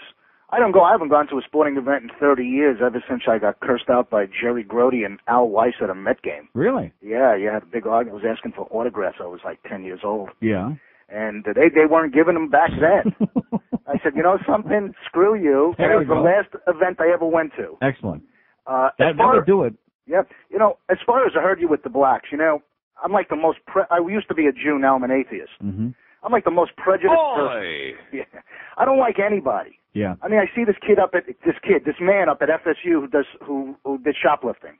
I did that when I was 13. I got home, my parents beat the crap out of me. Mm-hmm. Never did it again. I mean, it's about morals. Yeah. You know, and another thing, you know. Wait a minute. You're talking about athletes and morals? Yeah, well, Aren't you getting a little bit confused just people and morals. Right. And then, you know, then you throw in the religious nuts, you know, that's a whole nother story. But I tell you something about them, okay? I'm in sales. I sell timeshares down in Pompano. Mm-hmm. Anytime someone has any religious symbol on, a cross or whatever, I make the sale 90% of the time because they all could be convinced. They just have this open mind, and I just think it's, I don't know. They're easy. You know, yeah, they're real easy. You know, they're dumb. But keep buying the timeshares. Okay, nice going, pal. I'll pray for you. Right. 567. I mean, anybody could buy into that crap. I guess they'll buy anything. Talk about no sales resistance. Oh, well, God's getting pissed off. You know, he's getting really upset, even though he's perfect. See, he keeps playing these games with us. He couldn't just make us, invulnerable like Superman. Couldn't do that. No diseases, no dying, no all of this. And, of course, we had to die because then otherwise if we weren't going to die, what could we be afraid of? To believe all those fairy tales. Fear of death. If you took away fear of death, religion would all vanish tomorrow. 567-0560, pound 560 on the AT&T wireless line. Here's a mobile in Boynton Beach. Hello. Hey, Neil. Thanks for taking my call. Thanks for making your call, sir. I'd like to address what you brought up earlier about why fans don't go out. Personally, I'm a big Panther fan. Right. And I'd love to take my family. Unfortunately, my one family member is 3 years old, and you have to pay for him. And outside of the Marlins, they pretty much priced my family out of going to a sporting event. They don't give you a break for a young kid to sit on your lap. Right. And Panther Pack, I'd love to go down and get a Panther Pack, but I live in West Palm, so I'm not going to drive down to NRC. And for me to go to my local ticket master, like there's a major concert going on sale tomorrow, I'm in line with 200 people. It's not like there's any special line for Panther Pack only. Right. So you're in line with 200 other people for 2 hours just to get a Panther Pack. Mm-hmm. Now, God bless the Marlins, and although it's been somewhat amateur, Major League Baseball is still Major League Baseball, and I can at least afford to take my 3-year-old and my wife to a Marlin game every now and then. But everybody else has become too corporate and does not care about the family. It's interesting to see how desperate they're getting. Pat Riley, not only they have that full-page ad for the heat in the paper the other day, but Pat Riley is running spots on this station where he's begging for people to buy tickets, and they're selling heat tickets for like $8 and $9 in the nosebleed up there. You know, I heard that this morning, and if you take a look at the seats, they're obstructed view seats. You're not going to see anything. Right. I mean, I even gave that a shot. But you can soak up the atmosphere, though. It'll be great. Oh well, you know, you bribe the usher and get down up front, but like I say, you know, that's not the right thing to do, and Major League Sports needs to take away a little bit from the corporate, from the skyboxes, and think about the families, or at least cut people with young kids a deal to get the three. You're going to make your money by me buying the $15 styrofoam finger and the Cokes and the hot dogs and everything else for the kid. At least let the kid in for free. Okay, amen. Thank you. Yeah, you know, he said the magic word corporate. See, they thought they were being real smart, real clever. With all these skyboxes and all the club seats and all corporate, buying up all these big chunks of seats. And guess what? That was several years ago that started, and everybody was saying then they're pricing the average fan out of the business. The average fan can't come and enjoy it anymore. They can't afford the punishment. And now, when they get some corporate people that don't renew for whatever reason, or vanish, or whatever happens, all of a sudden they're left with all these goddamn seats. Oh my God, what do we do now? What ordinary mortals can afford the punishment here? Didn't take very long. This is only our second year in the Mac Arena, and after last year with a spectacular 16,000 plus season tickets in almost every game, 17, 18, 19,000 people, now here we are, it's all coming home to roost. All depending on that corporate crap. When you price the average people out of it, you got real problems, baby. Here's Sunny Isles. Hello. Hey, Neil, how you doing? Pretty good. Yeah, another reason is I think you said the other day that eventually it's going to be all pay-per-view, I think, anyways, with just some people playing and everyone sitting home watching it. Stands, and everybody will have to pay for it if they want to see it on TV. Yeah, I think one reason everyone didn't go to the game the other day was because I think the Marlins were playing that night, too. Yeah, that would do it. All right, we'll see you at Nick Tahoe's, baby. Okay. 567-0560, pound 560 on the AT. Yeah, let's get the garbage plate. Nick Tahoe's, now you're talking. God. That's what we need is a Nick Tahoe's down here. Oh, and by the way, I almost forgot. See, something good to look forward to. We got Steak and Shake coming like any second now. See, that is something to look forward to. And you can do the Atkins there. Just don't eat the bun. Just get those weird little burgers. Pop them in your puss. Here's a mobile in Fort Lauderdale. Hello. Hey, Neil. How are you? Great. Okay. Here's my take on the thing with the Panthers. Whoever they are, yeah. Yeah, exactly. Was a season ticket holder since day one. Up until last year, I had tickets in the lower bowl, which is like $5,500. Every August I tremble when that bill came around on my American Express card, figuring how I was going to pay for it. Mm-hmm. So this last year I figured, well, if I'm going to pay $5,500 and I'm in the back row of the lower bowl, I at least want to be moved down to the lower half of the lower bowl, where the ushers can police people from getting up and switching seats, during play. Mm-hmm. The whole first period up in the upper half of the lower bowl, people are moving around because they're not being policed. Mm-hmm. So I requested to be moved down to the lower bowl and the lower half of the lower bowl. And they just had, they could care less. And for the $5,500, I said, you know what? I can be put to a coma in my living room instead of sitting in a comfortable seat. Right. For that kind of money. Mm-hmm. So, that's my take on it. That's why I don't go. Okay. And one other thing. I don't know if you caught CityLink magazine. I think it was last week's issue. There was a little blurb in it about Jimmy Johnson when he was coming back from the Denver game, and then there was a threat of Hurricane Floyd hitting. He was saying how he was quoted how he was never going to fly American Airlines again. But did you read that? Yeah. Did you catch that thing? Mm-hmm. Okay. I didn't know if you. Yeah, but something we all say that. We all say we're never going to fly American, we're never going to fly whatever, and then your choices are so limited. You got no choice anyway. That's true, but he was just an inconsiderate asshole as far as he had no regard for anybody else. And the whole universe regard. He's a totally self-indulgent prick. There's no question about that. That's Jimmy Johnson. He is. He thinks the world revolves around him. Right. That's right. And in closing. But don't forget, we got a shot. Yeah, exactly. A couple more times right in the head. Okay.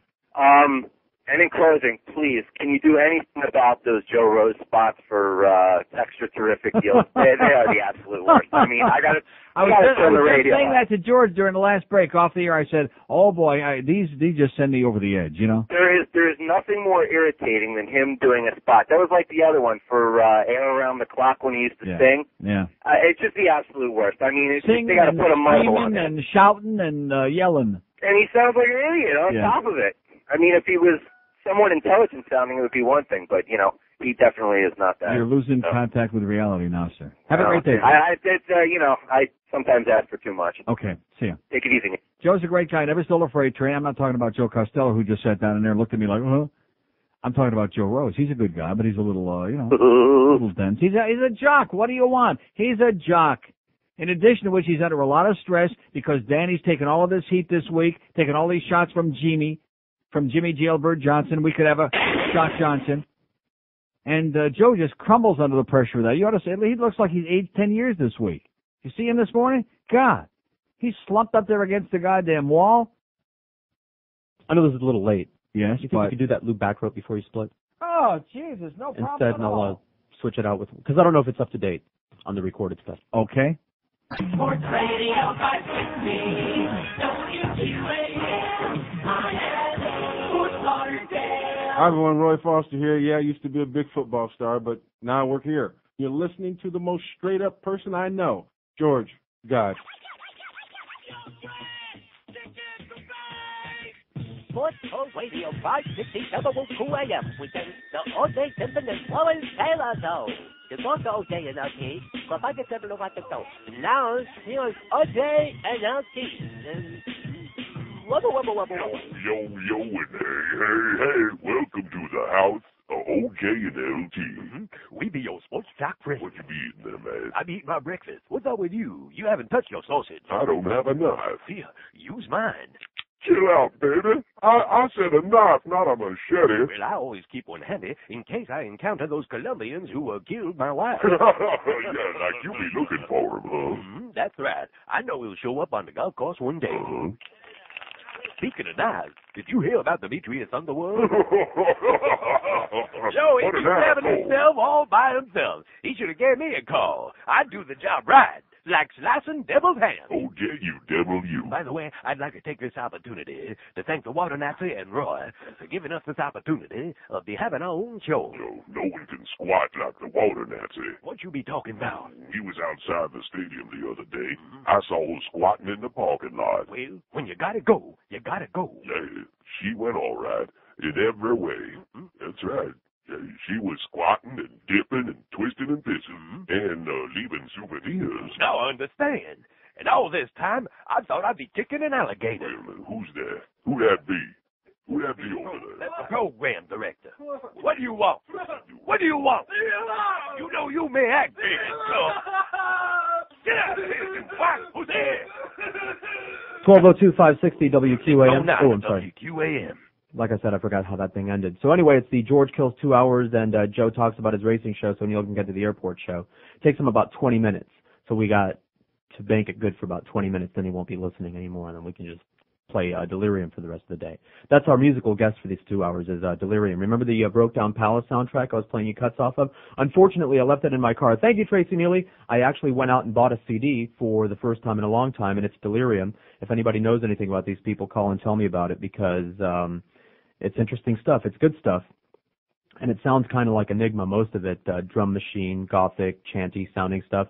But it's sort of like an Alan Parsons Project sort of deal where they collaborate with people. And one of the cuts that I'm going to play is written by, the lyrics are, and it's sung by Sarah McLachlan. But there's other people, mostly female vocalists. I think it's all female vocalists, the ones that aren't instrumental.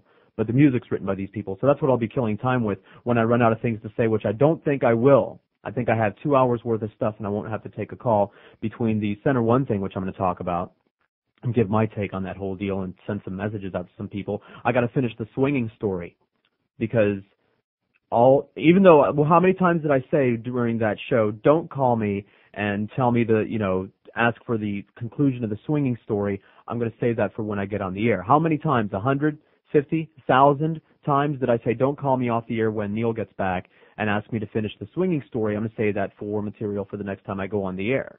Because everybody was hanging on the edges of their seats, all these voyeurs out there who apparently have no sex lives of their own.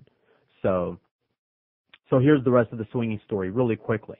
I'll try to bang that out before the break so that I can talk about this other stuff that I want to talk about, including Los Van Vans. And I have a new and improved OJ angle that I think is going to satisfy everyone because it all ties in sort of with what I'm going to be saying here.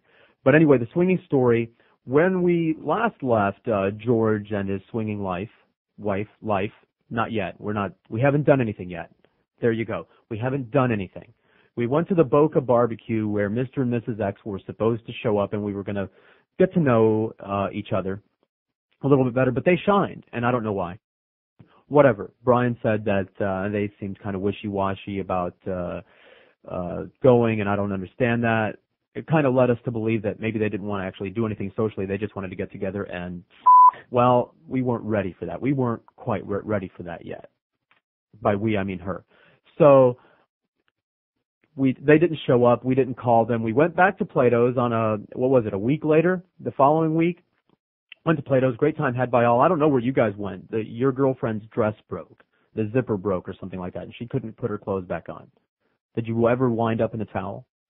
That was at the end of the night, pretty much. We hung out the whole time. Anyway, and it turns out that girl that was coming on to me and everything, turns out she was a stripper, so she was telling the wife's friend that she's a stripper, so, and you know how I feel about that.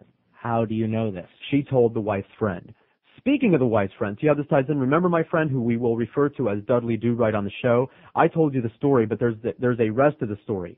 Took a friend with us because first of all, there were going to be more females than males, so there was room for another guy to come with. And I asked my friend to come along for various reasons, but most importantly because he had just had an incident the day before with his girlfriend. They were at a place. Her ex-boyfriend showed up and gets in my friend's face. My friend, we will refer to him as Dudley Do-Right. You might have heard me mention him before as the guy whose wife was a slut and was bagging everybody that he knew. She was having sex with all their mutual friends, and he caught her, and it was a big, messy divorce and everything. And how the jackal missed her, I don't know. I guess I just never caught her alone. So, but anyway, every time I make a joke like that around him, he goes, "Oh, that's not funny, man. That's not funny." Yeah, it is. It's hysterical. Everybody else laughs. But I can't, nobody can even cheat around him. All the married people that he knows, they can't have any infidelities around him, or he starts preaching at them. Dudley Do-Right. Because he had a horrible experience, so cheating is poison to him. And besides, he's like the last straight anal retentive guy on the planet. He's the one that women talk about wanting to find, but actually when they do find one, they screw them over and treat them like crap, like his wife did anyway. Hey there, boss, Mr. New PD. What's going on? Clarence, the PD. Staying on top of things, calling up with schedule changes. I noticed you didn't reprint the schedule, though, and come running in here in the middle of the show. Not that bad yet. Shut up, you're making him cry. I'm sorry. So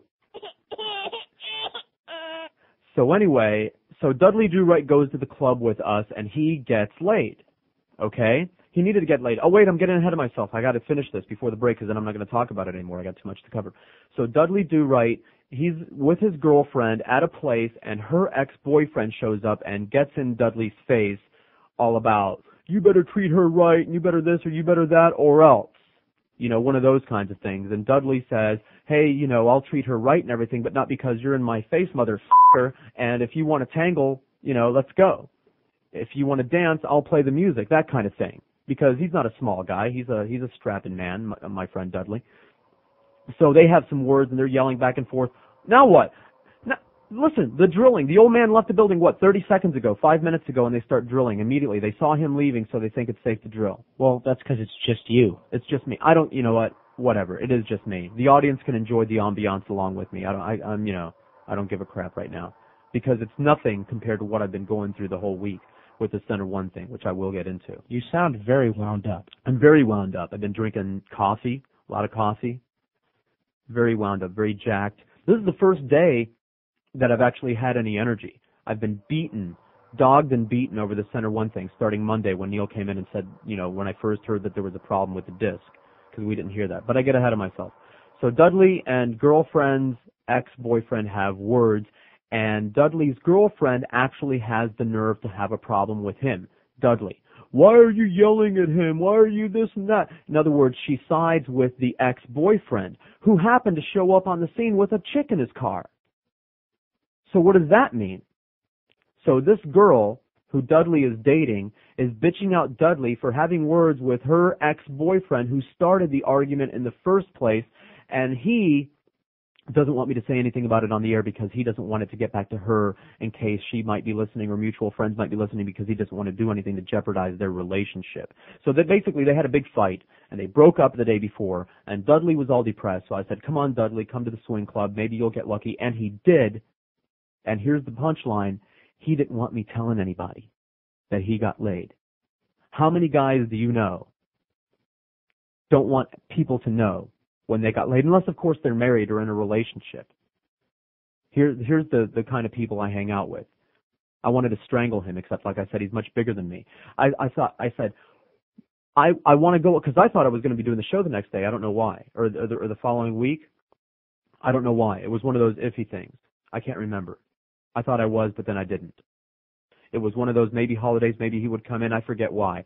But that was the whole thing. Oh, you're going to be, if you do the show, you can't talk about this. You can't mention this. And I'm like, any other guy would be like, talk about it. Rub the bitch's face in the fact that I got laid the day after we broke up, right? Isn't that how you'd be? That's how a lot of men. That's how a lot of men would be. You're right there with him. You're Dudley Jr. You're just scared of the girl. I've never been so insulted in all my life. You're just scared of the girlfriend. I'm scared of your girlfriend too, so I don't blame you. 1210 on 560 WQAM. That's when the judge came at me.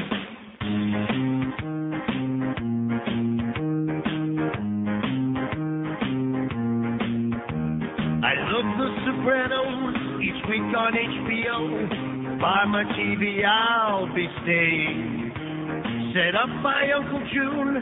Tony's mom's a loon. Now he knows who was betraying. He goes to therapy, takes Prozac daily, wants to be with Dr. Melfi. One thing I know, I just love The Sopranos. They should win all 16 Emmys. 'Cause Tony loves his The duckies, they did flee. The duckies, they did flee. Made him sad and lonely. Sad and lonely. Him and Carmela live in New Jersey. They are family. Goes to Butterfinger. Naked girls that sing. All of the time. Bing, butter, bing. They avoid the cops, they don't stop. I love The Sopranos. Oh yeah, I love them. We will see when Tony gets to see Big Pussy, his mommy ain't crazy. I want nobody. I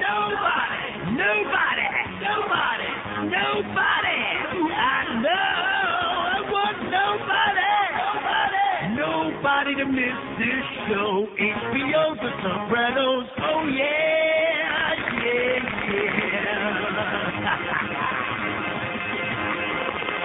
1217 560 WQAM, and it is a great show. Thank you, Boca Brian, for taping the entire season for me, and we watched it like marathon fashion, and we're really depressed when we got to the last one. So hurry up, make some more of them. You haven't seen it yet, have you? He's going to give me a copy of the tape. Excellent stuff. Oh wait, I actually have a, if I ever find it. Cunnilingus and psychiatry brought us to this. No, meddling and obfuscation brought us to this. I wanted to talk about the center one thing. Well, you think I should finish the swing thing. So here's where we are. Haven't done anything yet. Dudley Do Right and the girlfriend stayed broken up. She got back together with the ex-boyfriend that got in. See how he bent over backwards to make sure that she didn't get her feelings hurt, and she wound up going back to this asshole. And I told him she's a pig. You know, I didn't say she's a pig. I never saw the girl. No, but I really liked her. Oh, doesn't it make you want to puke? It makes me want to puke. Where's the puke? I can't find anything on this thing. 5670560 and pound 560 on the AT&T wireless line. And by the way, speaking of AT&T wireless, where so far that's the only place that you can make a free call, and I was going to spend the entire 2 hours talking about producer peeves, things that bug me when I'm sitting in the other room there. No, let me just bang one out real quick. All you people that are calling on mobiles and paying for it, you don't get on faster than anybody else. Number one, we don't know if you're really paying for it or if you're lying, so I have to presume that you're lying because the city's full of liars. And number two, that's not the criteria for getting on fast. Again, it's like going shopping in a taxi cab. What kind of people go shopping in taxi cabs? Either rich people who can afford it or really stupid people who think they're going to be able to cut to the front of the line because they've got a meter running out in the parking lot. Either you can afford to make the call or you can't. It's as simple as that. And if you can't, Jesus Christ, what was that? Now they're knocking the ceiling in on us again. You should have heard that. Well, you probably did hear it yesterday when they were banging the cable through because you're right across the hall. They were right over our heads. I thought the plaster, well, we don't have plaster, we have those things, but I thought the plaster was going to come caving down on us. I'm all over the place, like you said. I got to consolidate it. Let me finish the swinging. You're a tornado. We're going to trapeze, not this weekend, maybe the 23rd, maybe. It's in pencil, because we have to check the trapeze out to give a report on that, and besides, Alan says he's going to hook us up, so we'll see. And everybody that I talk to about it is like, ooh, what if they get busted? What if they get busted? I hope they get busted with me there. I want my picture in the paper, big print. I'll pose. I'll vogue for the cameras and stuff. I'll grab people that are being carried out and pose. Rodriguez found uncircumcised. Oh, what a giveaway. Let the cat right out of the bag with that one. But that would be excellent publicity. And then, the big trial and everything. And maybe I can get Norm Kent to defend me. I got to talk about him, too. I got too much stuff. That's why I'm whirling like a dervish. I have too many things, and I want to cover them all. And I actually want to get a couple of phone calls in and maybe one delirium song. So this little old lady comes up during the appearance, and we had this long-ass table. You wouldn't know because you didn't go because you were, racing that day? I was racing that day. How'd you do? Very, very poorly. I'm sorry. But anyway, back to me. So we're sitting there, and I'm like all the way at the far end of the table, and this little old lady, and she's shuffling by, and she's looking in between. There's people lined up kind of along the length of the table in front of us, and the center one people are on the left, and we're over here on the right, my right. And you see her coming down the length of the table, looking in between everybody. Are you George? Where's George? Are you George? And get, to everybody until she finally gets to the end and gets to me. Yeah, I'm George. I listened to your show. You do a very good job, but I got to tell you. And she leans in close and waves her gnarly, shaky finger in my face. Don't do it. Don't do that thing that you're talking about doing. The swinging thing. Don't do that. I never did that, but I knew some people that did that. And it went very badly for them. They got a divorce. Both couples got a big fight and got a divorce. Don't do that thing. So everybody's really concerned about my sex life now. I think it's very sweet and touching. So anyway, that's where we're at. Nothing has happened. We're going to trapeze, and maybe there'll be some better looking guys there. Maybe the wife will get appropriately drunk. You need to make your own mistakes, man. I'm telling you. Exactly. And again, I'm not content to sit on the sidelines and watch other people. I want to be able to talk about this, like an informed person, to be able to say, yeah, this, yeah, that. The only thing, something that never came up while we were talking about it that actually is a concern. Now, everybody around me is going to think that I'm after their wives. Let me just say this. I'm no more after their wife now than I was 5 minutes ago. Okay? I'm after everybody's wife anyway. Everybody's after everybody else's wife. We just don't admit it. We just don't talk about it. Okay? But somehow, like when you're a swinger, which I'm not, all of a sudden it's like, oh, he invited us to a party. Maybe they're going to make a pass at us. No more than any other time. You know what I mean? In fact, they should be happy that you've come out with this, because at least now they know to keep an eye on you. Before, you were like Mr. Stealth Bomber. Yeah. But that's every guy. I mean, you don't trust your male friends, do you? Really? Some of them I do. Get out. Anthony, all right. Anthony. He lives by a code. What if he was drunk? Doesn't matter. All right. In fact, there are some I trust more, and Anthony some might be coming less. with, right? You are one of the less. Yeah. No, don't trust me. Don't trust me at all. At all. Drunk, sober, whatever. It's the jackal, baby. I can't help it. The boy can't help it. So anyway, that's it. Done with the swinging thing. How much time? Now we can get into the center one thing. The CD. Everything was going great. To give people, and Neil talked about the background of this, so I won't rehash everything that he said, but just to fill in some blanks. Fundraising, doing charity events that never came from me. That was never my idea. That was something that was going on with the show when I became the producer.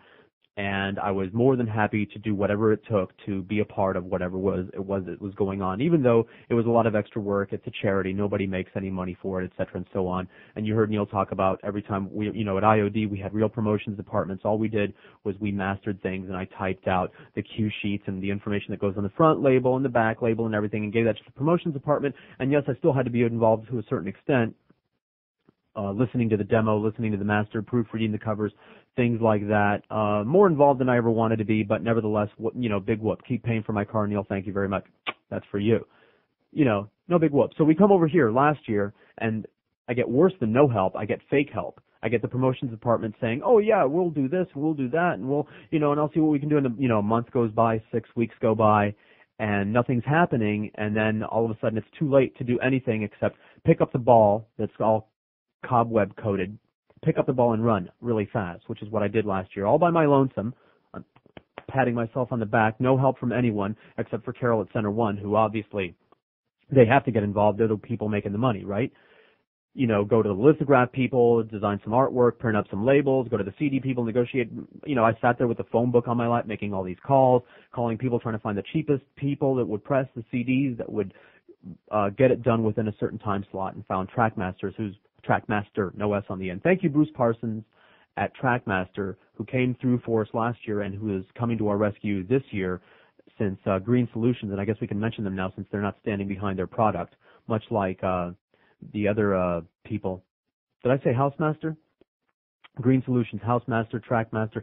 Housemaster were the people that screwed up my home inspection and cost me a free roof and also didn't stand behind their money-back guarantee. But I'm getting all over the place again. So this year, we find GPG Dara, who used to work here, who left on very bad terms, I'm told, by Luann, being a very catty bitch about the whole thing.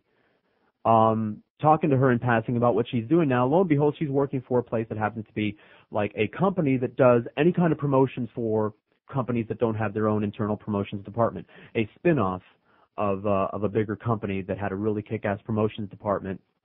They do anything: T-shirts, bumper stickers, billboards, web design, CD-ROMs, CDs, anything like that. Wow, that's like, boy, I wish we had something like that to do the Center One campaign with. And she says, let me see what I can do. Let me talk to the bosses and see if they want to do some things. And so, make a long story short, they said, yes, we'll do your stuff for cost. We'll donate all of our work, and the only thing that Center One will wind up paying for is the material of pressing these things.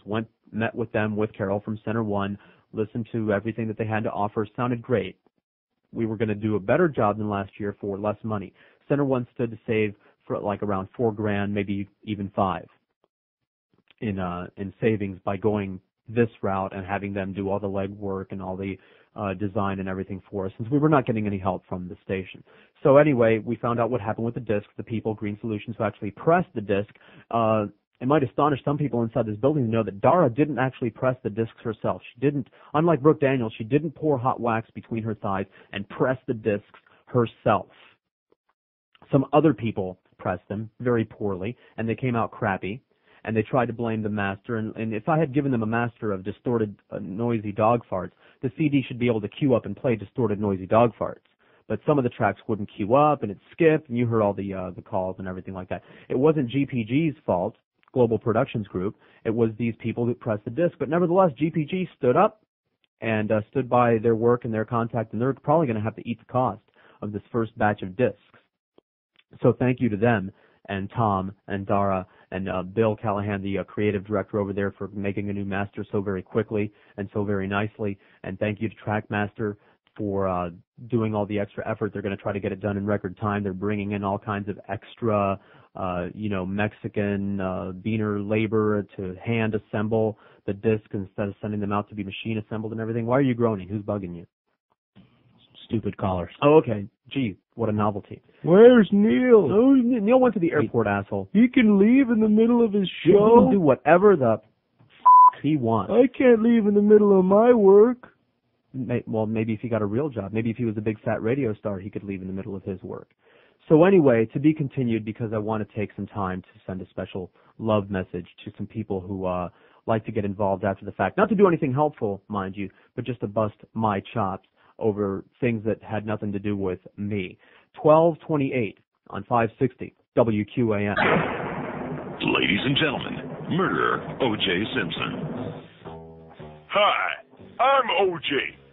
Do you have unsightly acne that you want to get rid of? Well, my new acne medicine from Revlon will fit the bill. It's the Nicole Simpson Anti-Acne and Bruise Cover-Up.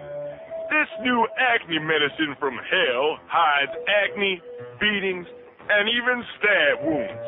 Only $29.95. Call 1-800-OJ-SCABS.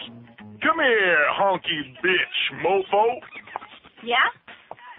Hi. Oh, you're O.J. Simpson. What the You hit me. Rub on my cream. Rub it on. Rub it on. Rub it on. Rub this while you're at it. O.J. real horny since Nikki dead. Get lost. My bruise cover-up is on every woman I've loved, and you don't even know it. 27 till 1560 WQAM. Before I finish the Center One story, let me take some calls because these people have been holding a long time and I have absolutely no idea why. It'd be sad if they waited a half hour just to tell me that I suck, but I think that's probably what it's going to be. Mobile and Homestead, hello. Hello, Mobile and Homestead. Goodbye, Mobile and Homestead. Davey, hello. By the way, these new buttons work. Thank you, George Corsa. Davey. Hey, George, how you doing? All right. Hey, I got some issues with white people. Can I lay it out for you? Yeah, go ahead, lay it out.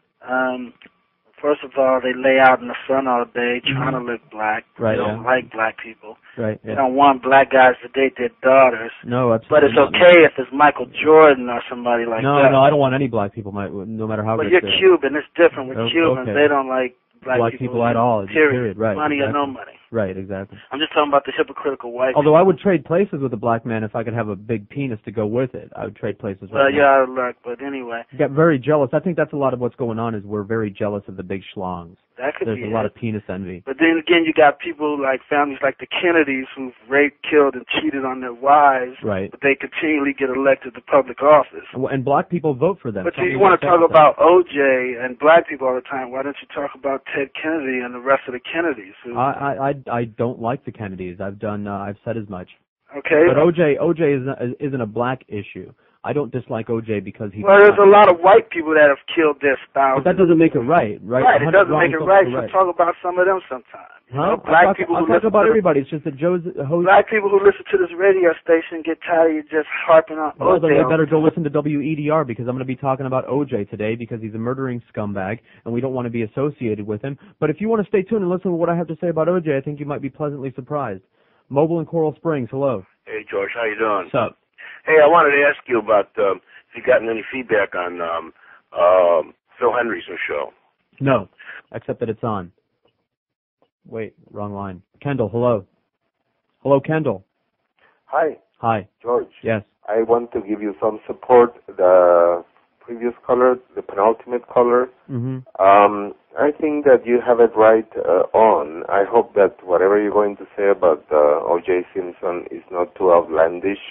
No, you're beg gonna of you. You're gonna like it. I hope so. And I just want to tell that caller, it's not about blacks, it's not about Cubans, it's not about this, that, and the other. It's about being a murderer. It's about murderers getting away with it. Yes, sir. Because they're rich.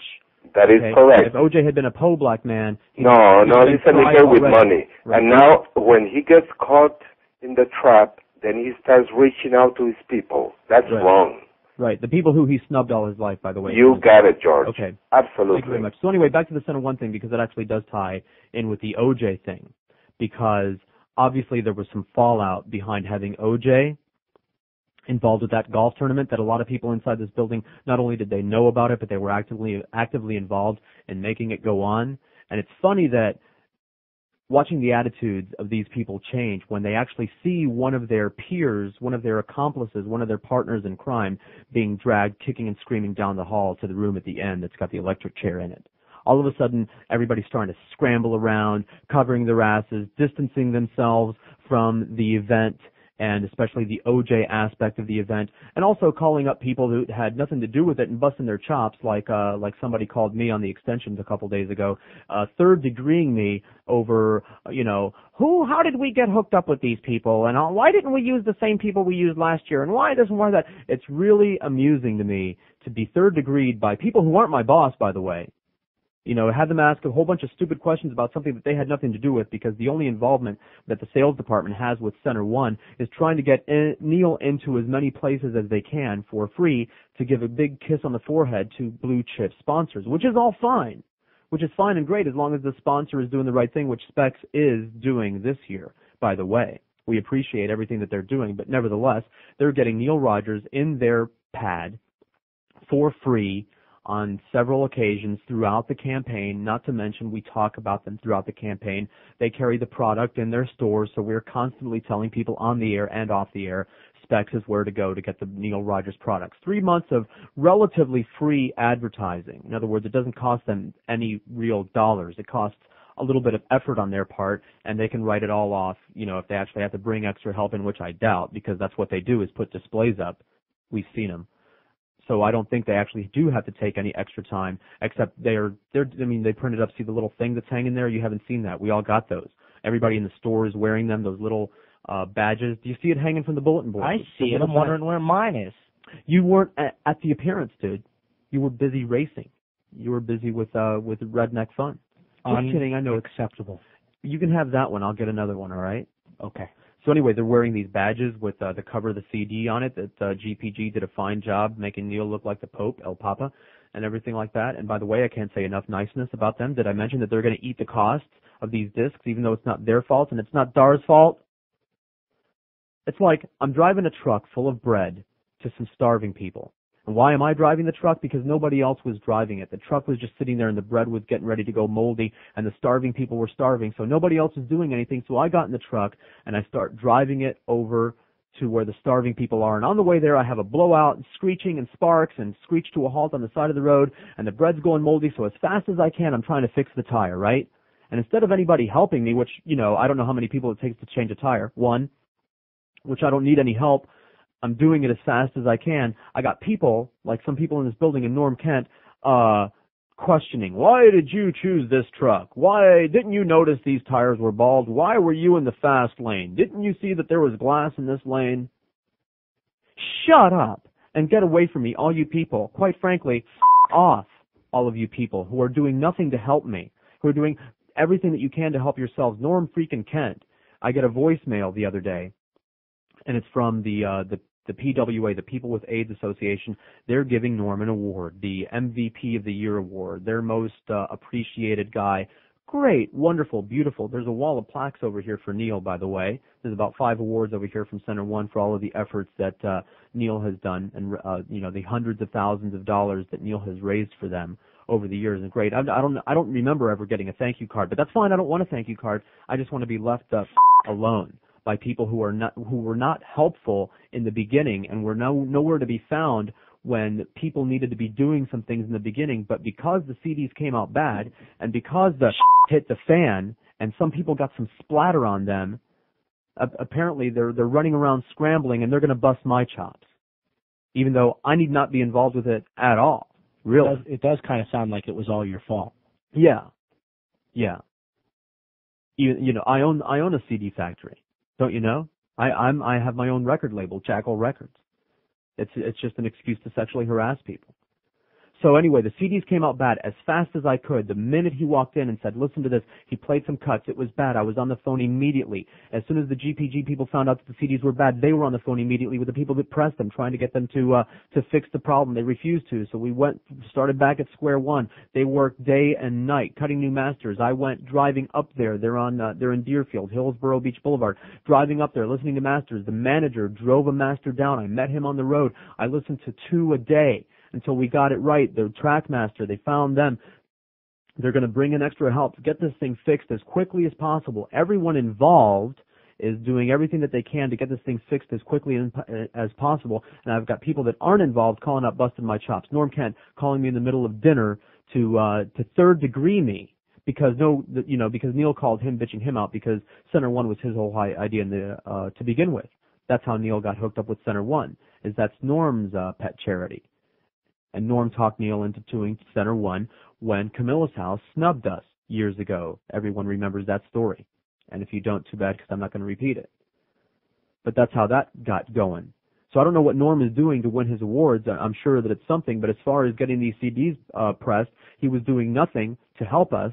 And you're not helping me by calling me in the middle of dinner, my downtime, and asking me a bunch of stupid questions. This was the most retarded conversation I ever had in my life. 5 times he goes, Neil wants to know when the new discs are going to be pressed. And I'm saying, no. Let me do it again. No, Norm. Neil wants to know. I want to know. Like I'm withholding information. Let me pull an answer out of my ass, Norm. What could you pull out of yours? 17 till 1 on 560 WQAM. Am I to understand there will be no sad dishes? There's something wrong with our PD. Yes. Our program director is upset. I asked him what was so upsetting,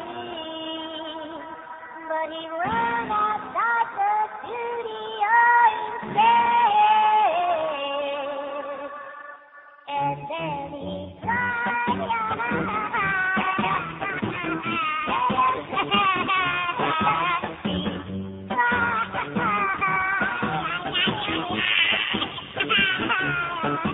Poor P.D. He was wondering why no one ever talked to me. He was belling and scheduling, then he buried his head in his sleep.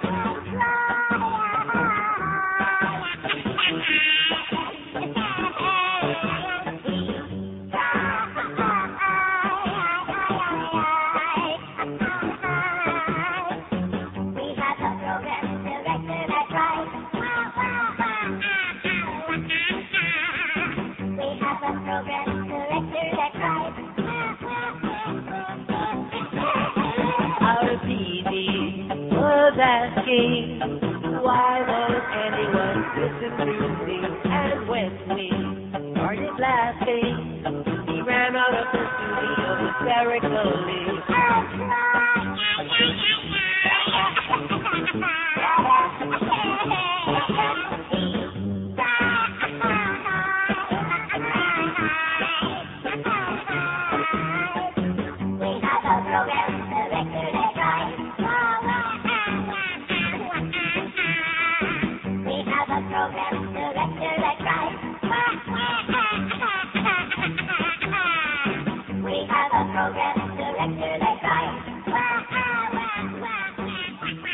Eleven till 1, 560 WQAM. That's number one with a bullet inside the building anyway. We can't play that enough for the staffers in here. We had a big party in here yesterday listening to that. People I hadn't seen in years were in here listening to that. I uncategorically deny any participation. Yeah, Joe wrote it. Joe Costello wrote that song, by the way, suggested the lyrics and the music to Boca Brian. So anyway, continuing right along, there's this message. PWA, people with AIDS, are giving Norm some big hoity-toity award. The question that they are asking is, would Neil Rogers like to present the award? So I asked Neil and play the message for him, and he says, and I quote, "When they're giving an award for the most useless son of a bitch on the planet, then I'll present it to Norm Kent." I'm just quoting there, Norm, in case you might be listening. But you pissed me off, and I don't know what I did to deserve it. Thanks, by the way, for putting me on Neil's contract, for putting that Post-it note on the back that says, "Oh yeah, and George too," even though it didn't say anything about my bonus, and I had to fight these people for a year to get my bonus. For 2 years, I was making less money than I had been. I came over here for a pay cut, basically, is what it amounted to, because he didn't put the word bonus in that paragraph that mentioned me, that says, "Oh yeah, and George too," right at the end of Neil's contract, right before, the people sign it. But thanks, Norm. Thanks for thinking of me. He called, so Neil said that, and when all this crap happened about the CDs, Neil calls. He was calling everybody and just bitching them out for basically not being involved in the beginning. He was lashing out in all directions, like hitting the fan. It was going everywhere. And last time I checked, I was the only one inside this building that actually had anything to do with getting the product made, the different products made in the first place. I was the only person inside the building that was doing anything to get the problem fixed as quickly as possible in the second place. But we got Norm calling up. So Neil called him. He calls back 4 hours later on the hotline, which Neil can't talk off the air on, and he knows that, but he still continues to call that number for some crazy reason. And returning Neil's call, and it was right towards the end of the break, so really quickly, right towards the end of the break. "Neil, it's Norm. What should I tell him?" Neil gives me the message to tell him. That was 4 hours ago. Tell him it's been taken care of. Tell him to bug off. I give Norm the message. He says okay. I say okay. I hang up and start answering the calls. There were about 3 or 4 lines ringing at the same time. There were only 2 calls on hold. You know how it is when you're doing a talk show. You want the people locked up and loaded so that you can talk to them. And Norm does talk shows, or at least has once upon a time, so he's supposed to understand that. He calls back. "I don't appreciate the rude and unprofessional way that you just hung up on me." I said, "Norm, I thought we were done." "You know what I'm talking about." And he's all surly now. I said, Norm, you've done this before. You know what a producer's supposed to do. Don't be that way with me. Don't be that way with me. And now the phone lines continue to ring, and Neil's getting a surly look on his face, as he does when I'm sitting in there hawking a Chinik with somebody and not producing the show, because if there's one thing that Neil always holds true to is no matter what's going on, he's going to do a quality show. And then after the show, he'll, go nuts to the appropriate people, etc., and so on. But while the show is going on, he's doing a show. And while the show is going on, I'm supposed to be helping him do the show because that's my job as a producer, something that Norm Kent doesn't understand. So he's calling me and bitching me out, and again, preventing me from doing what I'm supposed to be doing, and Neil's going to be pissed at me any second now, and he's bitching me out about that. So I got to listen to that. And then he calls me at home with this ridiculous conversation. Neil would like to know when everybody would like to know, you moron. We would like to know. And Neil will know the second I know, like I'm holding information back. But anyway, so that's my venting. And now the OJ thing, because that ties in with the Luann thing, which that's the explanation for there. Why is she calling me up, giving me the third degree, acting like she's my boss, asking me a whole bunch of questions? Number one, because she had an axe to grind, with Dara. She didn't leave on very friendly terms. She left on very unfriendly terms. Everyone leaves here on very unfriendly terms. They usually leave being carried off by the people with the butterfly net and the white coats. The good humor men come and drag them out of here. This place is the opposite of an insane asylum. It's a psycho factory. You know how an insane asylum is a place where crazy people go to get better? This is a place where well people come to go crazy, and they're usually dragged out, foaming at the mouth, babbling like idiots, wrapped up in a straitjacket. No one leaves here on good terms, and I applaud Dara for hooking up with a good outfit. The GPG people are an excellent outfit up in Deerfield Beach. I recommend them because they stand by their work. Unlike Green Solutions, unlike Housemaster, who screwed me out of a new roof, and when I called him and said, hey, your roof, the inspector really screwed us and said that the roof is fine when it's not, oh, you're a liar, your wife is a liar. That's how many companies are. There are a few companies, as far as I know, that when a mistake happens, are very quick to jump up, take responsibility, and scramble to fix it as quickly as possible, which is what these people did. And if it weren't for these people being in the middle of it, Center One would have to eat the cost of those discs, of producing all those crappy-ass discs, since the people who produced them are not accepting responsibility for it. So thank God we have these people, and they're not making any money to begin with. They're going through all this grief, hours of work, and now hours of rework, and probably going to wind up spending thousands of dollars covering up other people's mistakes over a project that they were doing for charity, just to be able to put their logo on the disc and on the T-shirt. So thank you to all those guys, Tom and Dara and Bill Callahan and the creative services creative director, who burned a mean demo. You should listen to that thing. He made some of the bits sound better than the originals, running them through the equalizer and the doohickey and the Yehudi Framus and all that stuff that he did. Excellent, fine job. So the OJ thing ties in with that, because all of a sudden when you see a head of one of your partners in crime start rolling down the hall, bouncing down the hall, it's time to scramble and do something and start deflecting and start pointing the finger at other people. Like, oh, look, he embarrassed us too. Look what he did. He got involved with some people who were bad people. Look what he did. He's bad. I guarantee that bad CDs didn't go anywhere near, what am I trying to say? The embarrassment factor is nowhere near the level that the OJ thing caused this station, which some people I had to explain. And I'm sure some of my other coworkers also explained to the management here how absolutely embarrassed we are to be associated with it. Because when you're dealing with a public product like a radio station, everyone knows where you work. Everyone knows you're a part of that radio station. When the radio station sponsors an event and OJ shows up, all of a sudden you're all involved. I was getting it. Were you getting it from acquaintances and friends and things like that? What are you guys doing about promoting OJ? Were you getting that? Absolutely. Yeah, and it's embarrassing. It even calls on the motorsports show. Right. What the heck's going on? Right. Because people on the outside think that the whole station is party to this event of bringing this hack and slasher murderer in amongst us, when actually it was just a small group of people, plural, small group of people that were involved with that whole thing, that were accomplices at least, by not doing anything about it, even though they knew very well that he was going to be there, if they didn't actually go and help him be there. Like I said, like it says in that article, we're still sorting this mess out. And I think that finally Greg realizes the hostility and the animosity that people feel towards this man, because a lot of people have been leaving hate voicemail on his voicemail and everything like that. because he wouldn't believe anybody when we were telling him that sponsors were walking off the golf course and clients of the country club of Lagomar were walking off in disgust. You know, that's just a couple people playing it down. Because some people think that the OJ thing is funny. Some people think it's no big whoop. The rest of us think that it was, you know, highly embarrassing and whatnot. And now I'm out of time and I got to go for the break, and I haven't even started on Los Van yet. Like I said, I'm going to be able to talk an hour. I'm not going to get the song by Delirium in either. WQAM,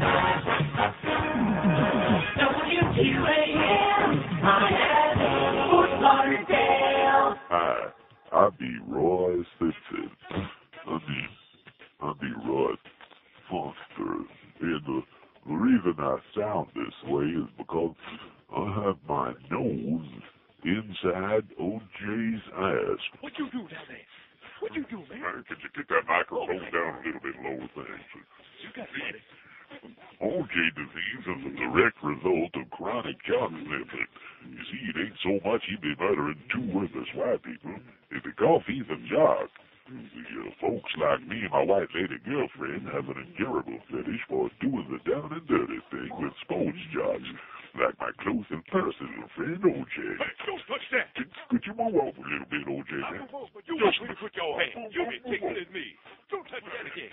Get out of there. I don't know where to put my hands. Don't worry about your hands. I cut them off. To find out more about OJ disease, seek employment at this station. No kidding. 103-560. Whoa, this overhead just goes up and down and back and forth. 5670560, pound 560 on the AT&T wireless line. Last time we checked, the only way that you can make a free call. And you can get AT&T wireless through Mobile One. That's what I did when Bell South pulled the plug on them. I just had it switch right over. I can call the station for free. Not that I would ever want to, but nevertheless, that's the only way that you can make a free call. And once again, mobiles don't that are paying for it don't get on any faster than anybody else. That's not the criteria. The criteria is have something to say. But anyway, this OJ thing.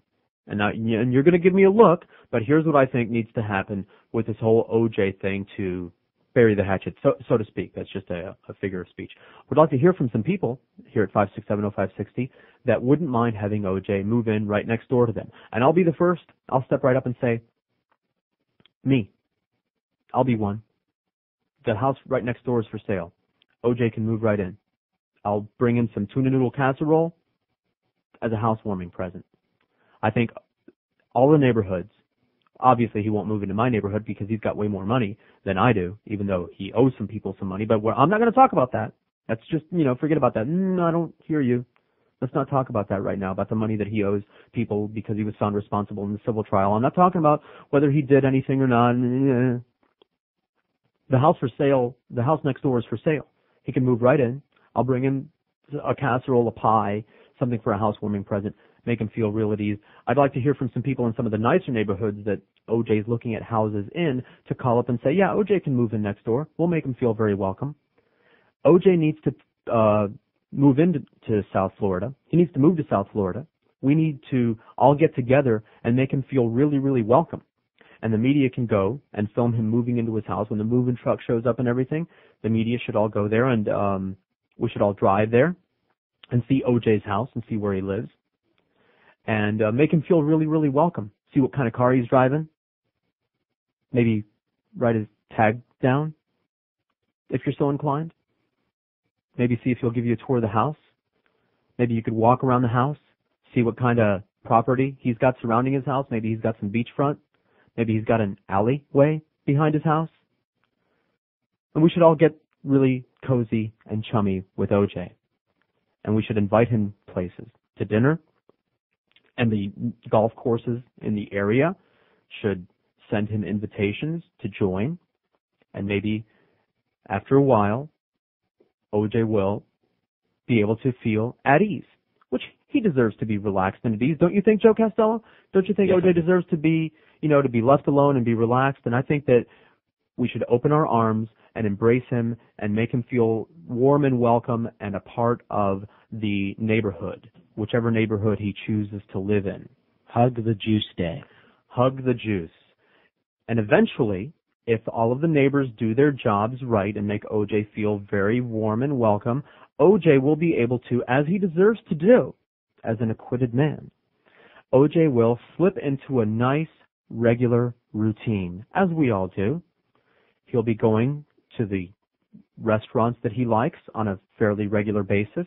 He might slip into a nice little pattern, like maybe, Macaroni Grill on Thursdays. You know what I'm saying? Roots Chris on Fridays. The golf course that he likes. I'm sure he'll slip into a nice pattern. He'll be showing up at the same time every day. And because we get to know OJ so well, because we're all going to go out of our way to be friendly with OJ and chummy up to him and get to know him so well, we'll know which car is his. We wrote his tag down. We'll know exactly what kind of a car he drives, even if he doesn't have tinted windows. We'll know what time he leaves home in the morning. We'll know what time he gets back home in the morning. What do you think? And let him slip into a nice, regular pattern, a nice, predictable routine. We want OJ to relax. We don't want him looking over his shoulder. We don't want him checking under his car. We want him to relax. We don't want him to lock his gate. We want him to relax because we're making him feel so warm and friendly and cozy and comfortable.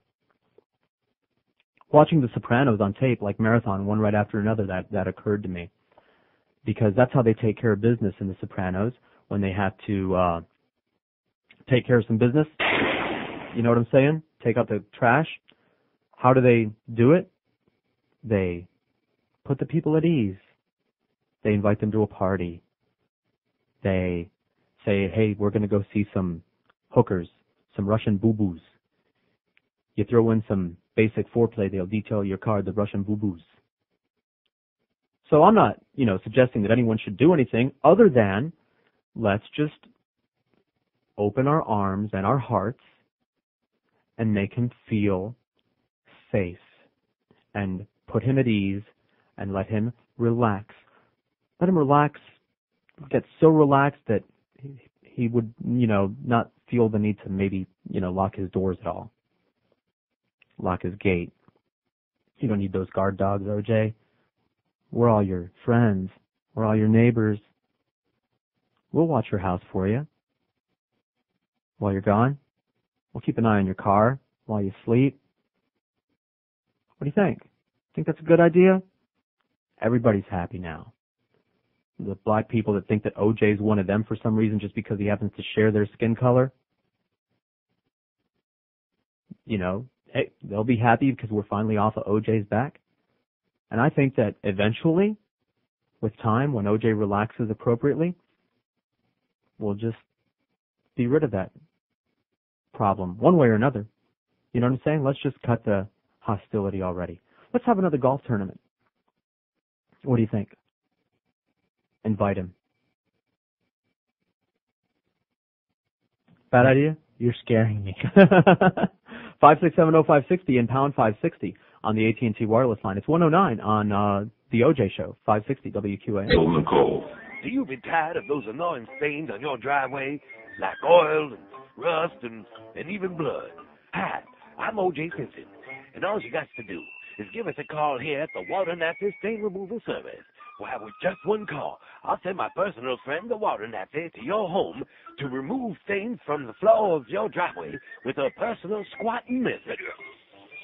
At OJ's Water Nazi Stain Removal Service, no job is too small. We'd kill for your business. Not to mention I'm available for bar mitzvahs, tournaments, and charities. So anyway, yes, 114-560 WQAM, 5670560 and pound 560 on the AT&T wireless line. Tell me what you think about the welcoming OJ with warm, loving, open arms to the neighborhood and doing everything in our power to get OJ feeling all good and fuzzy and relaxed. Joe Costello is going to be doing the show tomorrow morning at 6 a.m. when nobody's awake, but nevertheless, he'll give it his best shot, and he'll be talking about... We've got some good stuff tomorrow. Normally I come on here and I lie and say we have good stuff. But this is actually true. Tomorrow we have Gary Thomas, the author of an unauthorized biography of Jeff Gordon. He's hung out with Jeff for a while, and we're going to ask him all the questions people are too afraid to ask. Like, why are you hawking that God book? What's in it? What's that all about? Questions Maybe like that. Okay. Maybe some sexuality questions, whatever I feel like. Okay. He has a wife, He has a wife, And also, the King Richard Petty, we're doing an interview tonight with Richard Petty. Those racing people out there know who the King is. He'll be on the show tomorrow, Motorsports Saturday, 6 a.m. Just set your damn alarm. It's not that early. He has a wife, Does Richard Petty have a wife? Of course. Oh, I had no idea. 116 on QAM. Here's Kendall. Hello. Hello, Kendall. Jorge, Dime. how you doing? All right. Let me ask you, what happened with your home inspection? Do what? Your home inspection. The roofer, we had a home inspector come by, housemaster, by the way. Yeah, that's and the guy came by, and what they do, and I don't know if you saw the news story that they had a while back about what the home inspectors do. He did exactly what they said on the news story that they do. They write down, like they have this little form that they fill out where they just check off boxes. Right. Or write these really general, vague, abbreviated chicken scratches on their little form there. Right. But then while they're walking around with you, inspecting your house, they tell you things like, they give you details verbally, right? But they didn't write it down. What the guy told the wife was, "Oh, you got 3 little leaks here. This is a great roof, no problem. Don't let anybody sell you a new roof. You got a great roof." And he didn't write anything down. And the roof was completely rotted through. All right, every square inch of wood on that thing was rotted through. And the thing about it is that the people that were selling the house, the owner had died, and the family wanted to unload the house fast, which is why we got a good price on it. Right. And one of the deals that we hashed out with the people, because they understood that it was an old house, is they agreed to kick back from our down payment whatever it cost to fix whatever. Right, You know what right. I'm saying? To bring it up to snuff. Right. If the guy had been accurate about the report and said that it needs a new roof, the people would have said, okay, They would have what's the paid for cost it, of right. a new roof? Whatever. You got screwed with it. $4,000, but I got screwed. He wrote down something like $800 or something to fix the roof. So yeah, I had to eat that, and they didn't accept responsibility. That's what pissed me off the most. If you make a mistake, people make mistakes. Well, Housemaster is huge, so that's probably why. It's huge. They advertise on Jeopardy, but this guy that I talked to, Craig, I won't say your last name, he was so incredibly rude and adversarial. And when I told him what the guy was telling us when he walked through the house, his only response was, "No one said that to you." Right. No one said that to your wife. So basically, I'm a liar, the wife is a liar, and they got you by the short ones because I don't have it on tape. You know what I'm saying? Right. He's got the paperwork. Well, according to the paperwork, it says here, and you can interpret their chicken scratches any, 5 ways you want. So anyway, that's what happened. But thank you, Wizard Roofing, for coming to the rescue and working out Let me ask you, a deal I can stand. He just gave you the report right there, or did they send it to you? Do what? Did he just give you the report right there? Right. He gives you a report right there. Oh, that's why. Well, I have an inspection company if you ever need me. I mean. Oh, too late now. Yeah. Well, thanks. All right. All right. Thank you, OJ. Okay, go OJ. Nobody's welcoming OJ to the neighborhood besides me. Coral Springs, hello. Bless you, Jeff. Coral Springs. Yes, sir. Yes. Hey, George, how you doing? What's up? I got a few things to say about OJ. Robert Shapiro, Barry Scheck. Mm-hmm. I mean, who are these two guys to just skate out of the whole OJ thing? They're lawyers. They're lawyers. That doesn't give them. I mean, they're That's the reason why OJ is walking around today. Of course, but that's our system, sir. That's the criminal justice system in this country. But the most lax in the world. No, but the whole thing is, people, they don't realize. They don't blame it on OJ. They should blame it on Robert Shapiro, Barry Scheck. If you kill 2 people, you're going to hire the best people that you can to get you off the rap, right? Exactly. Well, I mean, we're not talking about whether OJ is guilty. You're going to let OJ move in next door and make him feel all comfortable? No. Okay, why not? Why? Because I know he killed the 2 people. Oh, of course, I do too. Everyone else does. Everyone but else Robert does, but Shapiro, Robert Shapiro and Barry Scheck. And so do they. They knew it too. Yeah, we're not talking about whether he's guilty. Don't you think that's a good idea, that we should welcome him to a neighborhood and make him feel all safe and secure and relaxed? Yeah, but why do people watch Johnny Cochran on TV and put him on a high pedestal? I don't know why. And put Barry Scheck at the best of his business. Barry Scheck, he said during the OJ trial that, this DNA is, was handled misappropriated and this and that and that. But today, if you watch him on TV, he says, this DNA, because he's a big DNA guy now. Yeah, he's Mr. DNA. Yeah, now he says it's like 100%. Right. No matter who collects it, you're guilty. You're guilty. Well, the other side was paying him to say that. And by the way, as far as Barry Scheck goes, he's an asshole. Exactly. They're shysters. They're hired guns. It's like the Wild West. They don't have guilt. They don't have feelings. They have feelings, all right. Greed. That's it. That's the beginning and the end of their feelings. And the whole thing, it comes down to judges and lawyers. What are judges? They're ex-lawyers. Right. And what are politicians? Ex-lawyers. Exactly. I mean, we're in a no-win situation the way we are. Revolution. Viva la revolución. All right, sir. Thanks, sir. By the way, which leads me into the Van thing, which I may or may not get to. Reuters, I got this offline, by the way. And there's just a little piece in here explaining the difference between the hardline Cubans and the ones that aren't fanatical fascists, and basically it cuts down racial lines. And that's exactly, haven't I been trying to tell you that that's the system as it was in Cuba, is that the white people owned everything and the black people cut the cane and things like that. And in here they say, where is it? The line about subtle segregation. I can't find. Oh yeah, oh no, they got the right thing. The people in exile, the come-latelys, the rafters, the people that weren't part of the first waves when all the white people left, they're not so up on the philosophies of these right-wing hardline fascists, the people that are causing the big stink about Los Fen-Phens, who happen to be black, by the way. They don't agree with the politics as they had it in the island. That was part of the reason that there was a revolution to begin with, is because people were being exploited and downtrodden. Not that I want to sound like a communist, because, by the way, if I had the ability, I would go kick whatever cane cutters are squatting on my property in Cuba right now. I would do it today. I'd go down there with an axe handle. Children, pregnant women, whoever's squatting on my family land, get off. Get off right now. I don't care what color you are. Get off. So I don't want my right-wing brothers out there to think that I'm going commie on them all of a sudden. But these other people, the younger Cubans and the people that are just getting off the rafts right now, they don't agree with these hardliners, the ones that are causing a big stink. And it is a very racist thing. And I don't know how communist these Fen-Phens are just because they took their name from one of the Castro speeches, but they're actually taking shots at the Castro government in some of their songs. And obviously they can't be too overt, because anybody who actually says anything critical in an overt fashion in Cuba of the government, they disappear. That's how Castro keeps power, is by stopping the revolution before three people can even get together to talk about it. That's the secret of his success. But they've got lines like, La Bamba soy yo, I am the bomb. And they have lines that say, you have talked about many things, but my people have never gained. And there's another song called El Cheque, which talks about the family waiting in line for a check and for food and everything like that. So they're taking shots. These people are taking shots at the Cuban government, but the people, the right-wing fascist, my brothers out there who are going to raise a big stink, and the people on the radio, Spanish language radio, who have a vested interest in stirring up as much controversy as possible, because that only helps them in their ratings by creating a self-feeding controversy monster.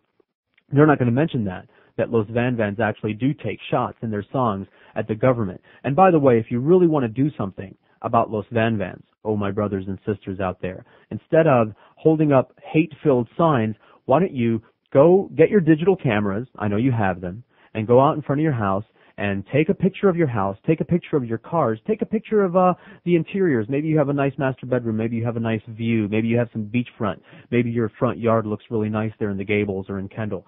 Take some nice pictures of your house and your cars. Go down to Kinko's, have them blown up and put on poster board really big. And then at the concert, when the band is being led into the concert hall there at the Miami Arena, hold up pictures of your house, to rub it in their face if you really want to take a shot at them, to show them how well you're doing because you're over here now, instead of holding up hate-filled signs. Why don't you try to get them to defect or something like that? And add their voice to your cause, et cetera, and so on, instead of throwing Molotov cocktails and hate-filled words. Please, I beg you, stop embarrassing me already. Fort Lauderdale, hello. Hello. Hello, Fort Lauderdale, please turn the radio off, sir. Yes, I got it off. You hear me now? Thank you. Yes, I hear you. Okay, I work for a delivery company. Let's just say that it's United.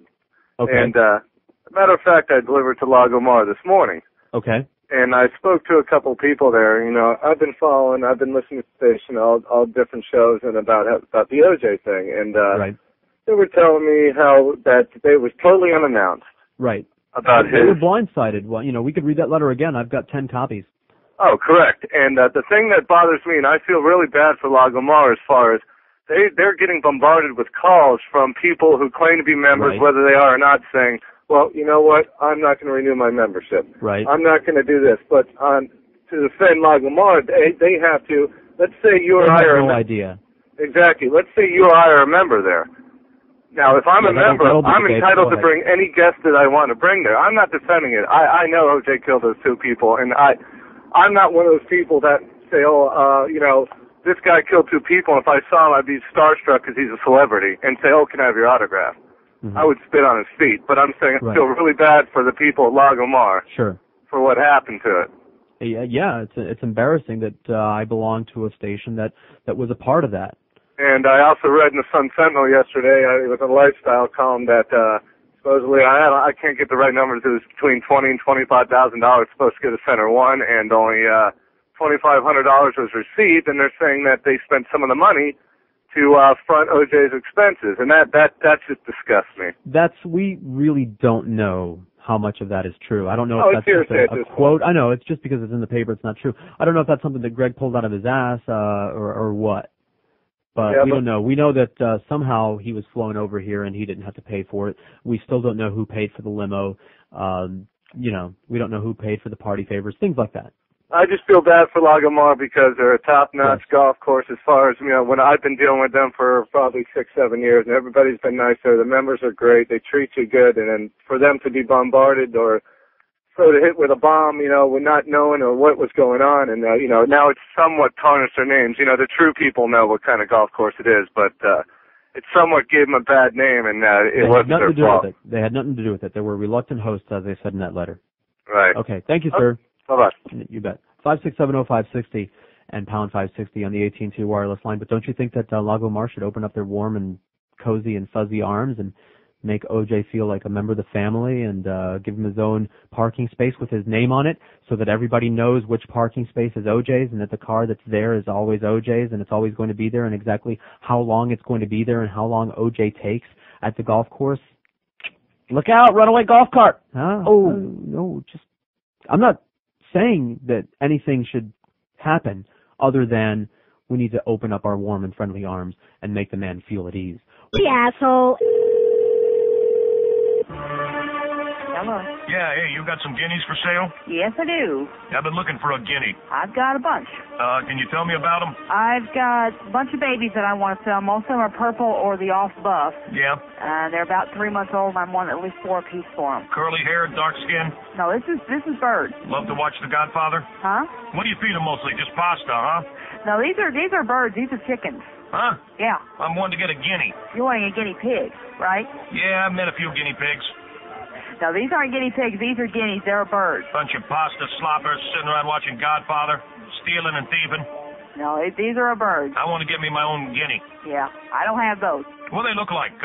Dark skin, olive skin, kind of curly black hair, real bad dresser, shirts open, lots of hair on the chest, gold chains, that kind of thing? No. Well, that's the kind of guinea I'm looking for. Well, I ain't got those. Yeah, well, you may wake up with a horse's head in your bed tonight. 27 till 2, 560 WQAM. Maybe Boca Brian, if he's listening, will call you off the air and tell you when the new season starts for the Sopranos. Understand that he made me the tape. Did you see any of it yet? Nothing. I haven't seen anything from the Sopranos. You'll like it. You're a man of guts, by the way. That's what they would call you. We already told you that. You're technically Italian, but you basically abandoned the whole culture. You're the kind of guy that eats his Sunday gravy out of a jar. That's you. I don't appreciate the anti-Italian stereotypes that you are perpetuating on this show. Oh, okay. Yeah. And that's about it. Shut up, Wop Boy. 5670560, pound 560 on the AT&T wireless line. Here's a mobile in Tamarack. Hello. Hello, mobile. Speak. Yes, this is James from Tamarack on a mobile. Pleased to meet you, James. What can I do for you? Hey, I was just calling for a couple things. One, on that OJ thing. I mean, really it's no big deal because he's so closely watched right now. I don't think he's going to be able to get away with anything. Right, but that's what I'm talking about. It's not a matter of him getting away with anything. It's a matter of, I think the man needs to relax. I think he needs to stop looking over his shoulder. I think that's a good idea. And I think he's going to be the most well-behaved neighbor you could have out there at this time. Oh, sure, no question. Right. But also, one other quick thing. You were talking about those home inspections before. Yeah. I too had the same problem where I got screwed over on that. And really, I think the best way, if somebody's going to purchase a house, including OJ, to actually call out a contractor for each specific thing. But well, first of all, I'd never bought a house before, but can you imagine what kind of money that would run into? Actually, most companies only charge about $45 to come out and give you a written estimate, and some even give you a free estimate. The roofer would only charge you $45. The guy that inspects the seawall would only charge you $45. I had a free estimate on my roof. After the home inspection guy told me, oh, it was no big deal. There was a few leaks. I don't know if it would wind up being less or the same than what we paid, but these people, Housemaster, were the most expensive people that we found, and we went with them because they had the best guarantee. They had a really cool looking certificate and everything. You know, most of those guys just go to a 24-hour class. If you're going to have somebody, I was told this guy has spent 20 years inspecting houses, and he's certified by the FBFDEA LMNOP, and he knows his stuff, and blah blah blah. Did he have a general contractor's license? I don't know. No, none of them do. There's a few people that do, and those are probably the most qualified. But again, after the first rain, after I moved into my house, and I had 5 or 6 leaks coming down, I called up a company. They came out for free to give me an estimate. Yeah, but don't you think that like if you got a roofer out there, they would give you whatever information they felt would lead you to getting them to do some work for you? That they would be really pessimistic, and that's what. And I was worried about that because from the top the roof looked pretty good. It was the tile with the plastic on it. You know what I'm saying? That's the same thing I had, and they told me it was going to be great for 5 years. Yeah. Oh, this thing's the best. Blah blah blah. But everything underneath it was rotted away. Exactly, and when it did leak, the guy says I had it waterproof with the plastic, right? And it's guaranteed for 5 years. Well, guess what happened when I called the guy back? He didn't answer his phone. He didn't answer his phone. He's gone. Yeah. And the people, and when I called the Housemaster people, they sent some other roofer out there that said, "Oh, we'll fix the 3 little leaks that the inspector said were on there." And I said, "Yeah, but the whole thing is rotted out. You fix these 3 little leaks. What's to stop it from? Do you know what I'm saying? It's like stopping the rain with your hand. What's to stop it from just going in somewhere else?" They go, "Oh, well, we can't. We can't guarantee that. We'll guarantee that it won't leak in the spots that we fix." Right. And I'm like, "Well, what about the rest of it? It'll just pour over and leak through the other rotted part." It's a Band-Aid is what it is. It's found 3 favorite places to leak through. The water's running through in 3 favorite places. If you stop that, it's just going to go through somewhere else. Right. Oh, I've had a couple of my friends that actually went with the referral from the lady that was selling the house. Well, of course she wants to sell the house. They're going to tell you that there's minor stuff wrong. Anyway, well, thank you very much, sir. We're boring the hell out of everybody. I gotta keep going. 23 till 2 on 560 QAM. Nobody's calling to welcome OJ into their neighborhood. Miami, hello. Hello, Miami. Hello? Yes. Yeah, I'm not calling about OJ. I'm calling about Los Bambang. Yes, dime. I'm fed up with these anti-Castro groups in Miami. Yeah. As a Cuban descendant myself, and my family came from Cuba. Yeah. And all these I'm Cuban. I'm as anti-Castro as anybody else. But all these anti-Castro groups make money off of these that's what all they do. Instead of just be realistic, take away the embargo, okay, and bomb that island. And bomb that island with ham and cheese sandwiches. When those people feel food, when those people realize, hey, there's food, there's Christmas, there's... Well, that's what I was talking about. Instead of holding up hate signs, they should hold up big pictures of their houses, and maybe Los Van-Vans will jump the boat. Well, anyways, these people are just musicians. Right, exactly. They're not here on a political They're making a big agenda. stink about musicians. They made a big stink about the baseball players, but when the Pope was down there sucking Castro's, nobody said anything. No, and everybody flocked down there. Right. Oh, let's go see the Pope. Yeah. To hell with it. Castro, he's been there for 40 years. Our families left the island, abandoned it, okay? We did. They came here. I sure did. We came here, and I'll tell you, every Cuban family I talked to, grandparents, we came here thinking it was only going to be about a year, and then we go back. That's the same and you know story what? I You got. left it. They thought it was going to be temporary. Okay, you left it, now deal with it. Okay? Now I understand you have hate, you understand you have problems. I have hate, but I don't believe in doing what these people are doing about it. They're only making money. It's ridiculous the things they do. I mean, they packed up a boat. They're very self-serving. Yeah, it's all about how they make their money. So let's face it, these anti-Castro groups live off of propaganda, hate propaganda, so that we contribute to them. So Not to mention the radio stations. That's if you took Castro away, what would they talk about? The bottom would fall out of those stations tomorrow. It is. It's all there is. It's their capitalistic society. And I say to hell with it. I say, leave those people alone. Let them play their music. And in fact, I want to go to the concert, and I'm going to go to the concert with my Cuban flag on my back, and I'm going to say, yay, listen to these people sing. Because Gloria Estefan's Cuban. Yeah, but she's not from, what I'm saying. She was born in Cuba. I know. So was I. All right, thank you very much, sir. Bye. And by the way, and something that my Cuban brothers, that are all hysterical don't understand is the best and most effective way to make something go away, especially if it's entertainment oriented, is to ignore it, to turn your back on it.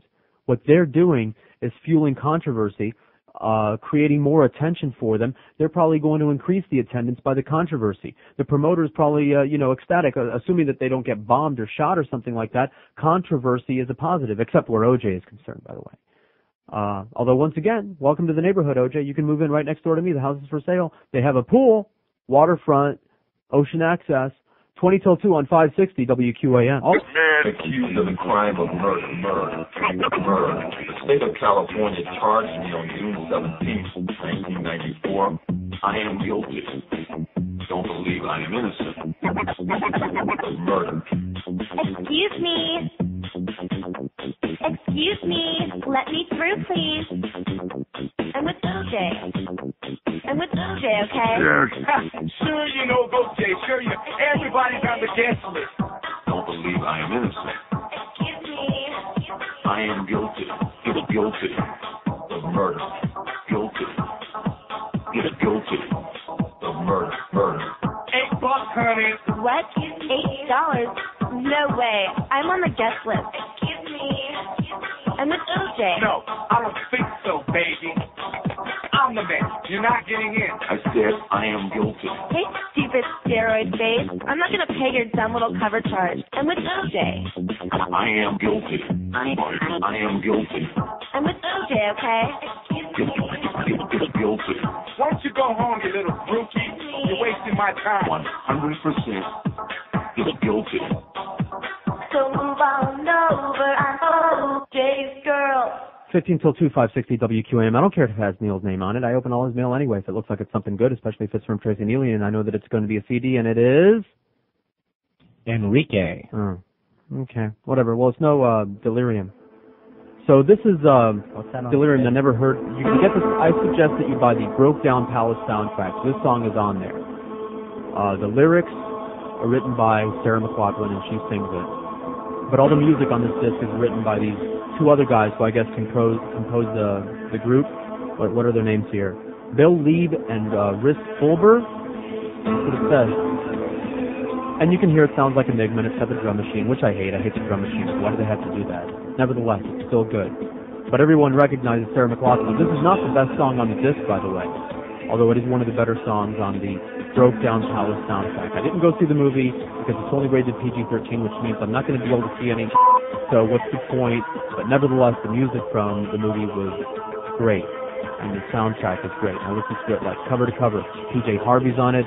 All kinds of people are on it that you know, and a whole bunch of people that you don't know that I wish I knew more of, like Nelly Furtado. Has anybody ever heard of Nelly Furtado? That's that goofy song I kept playing for you. I played it for you already. This is the one that Sarah McLachlan sings. And I just want to sample it. I mean, it's 6.5 minutes long. I'm not going to play the whole freaking thing when we have calls. But I wanted to get this at least a little bit on there. Good stuff. Let's talk about it. And I'm not normally into Sarah, by the way.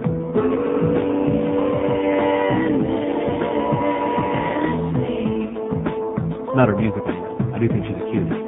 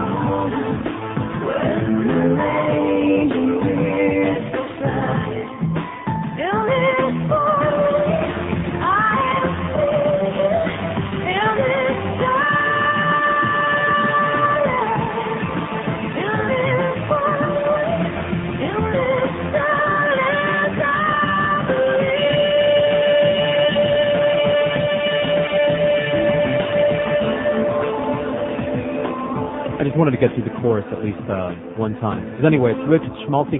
Sarah Brightman is also on the Broke Down Palace soundtrack with the best Sarah Brightman song that I've ever heard, by the way, which is called what? It's on her second disc, and I can't even remember what it is right now. Deliver Me, that's what it is. I'm going to be going to see her in concert, by the way, thanks to Barb at EMI. Oh, this is still instrumental. I can talk over it. Do you even know who that is? You don't even care, do you? Sarah Brightman, opera chick. She sings more than that.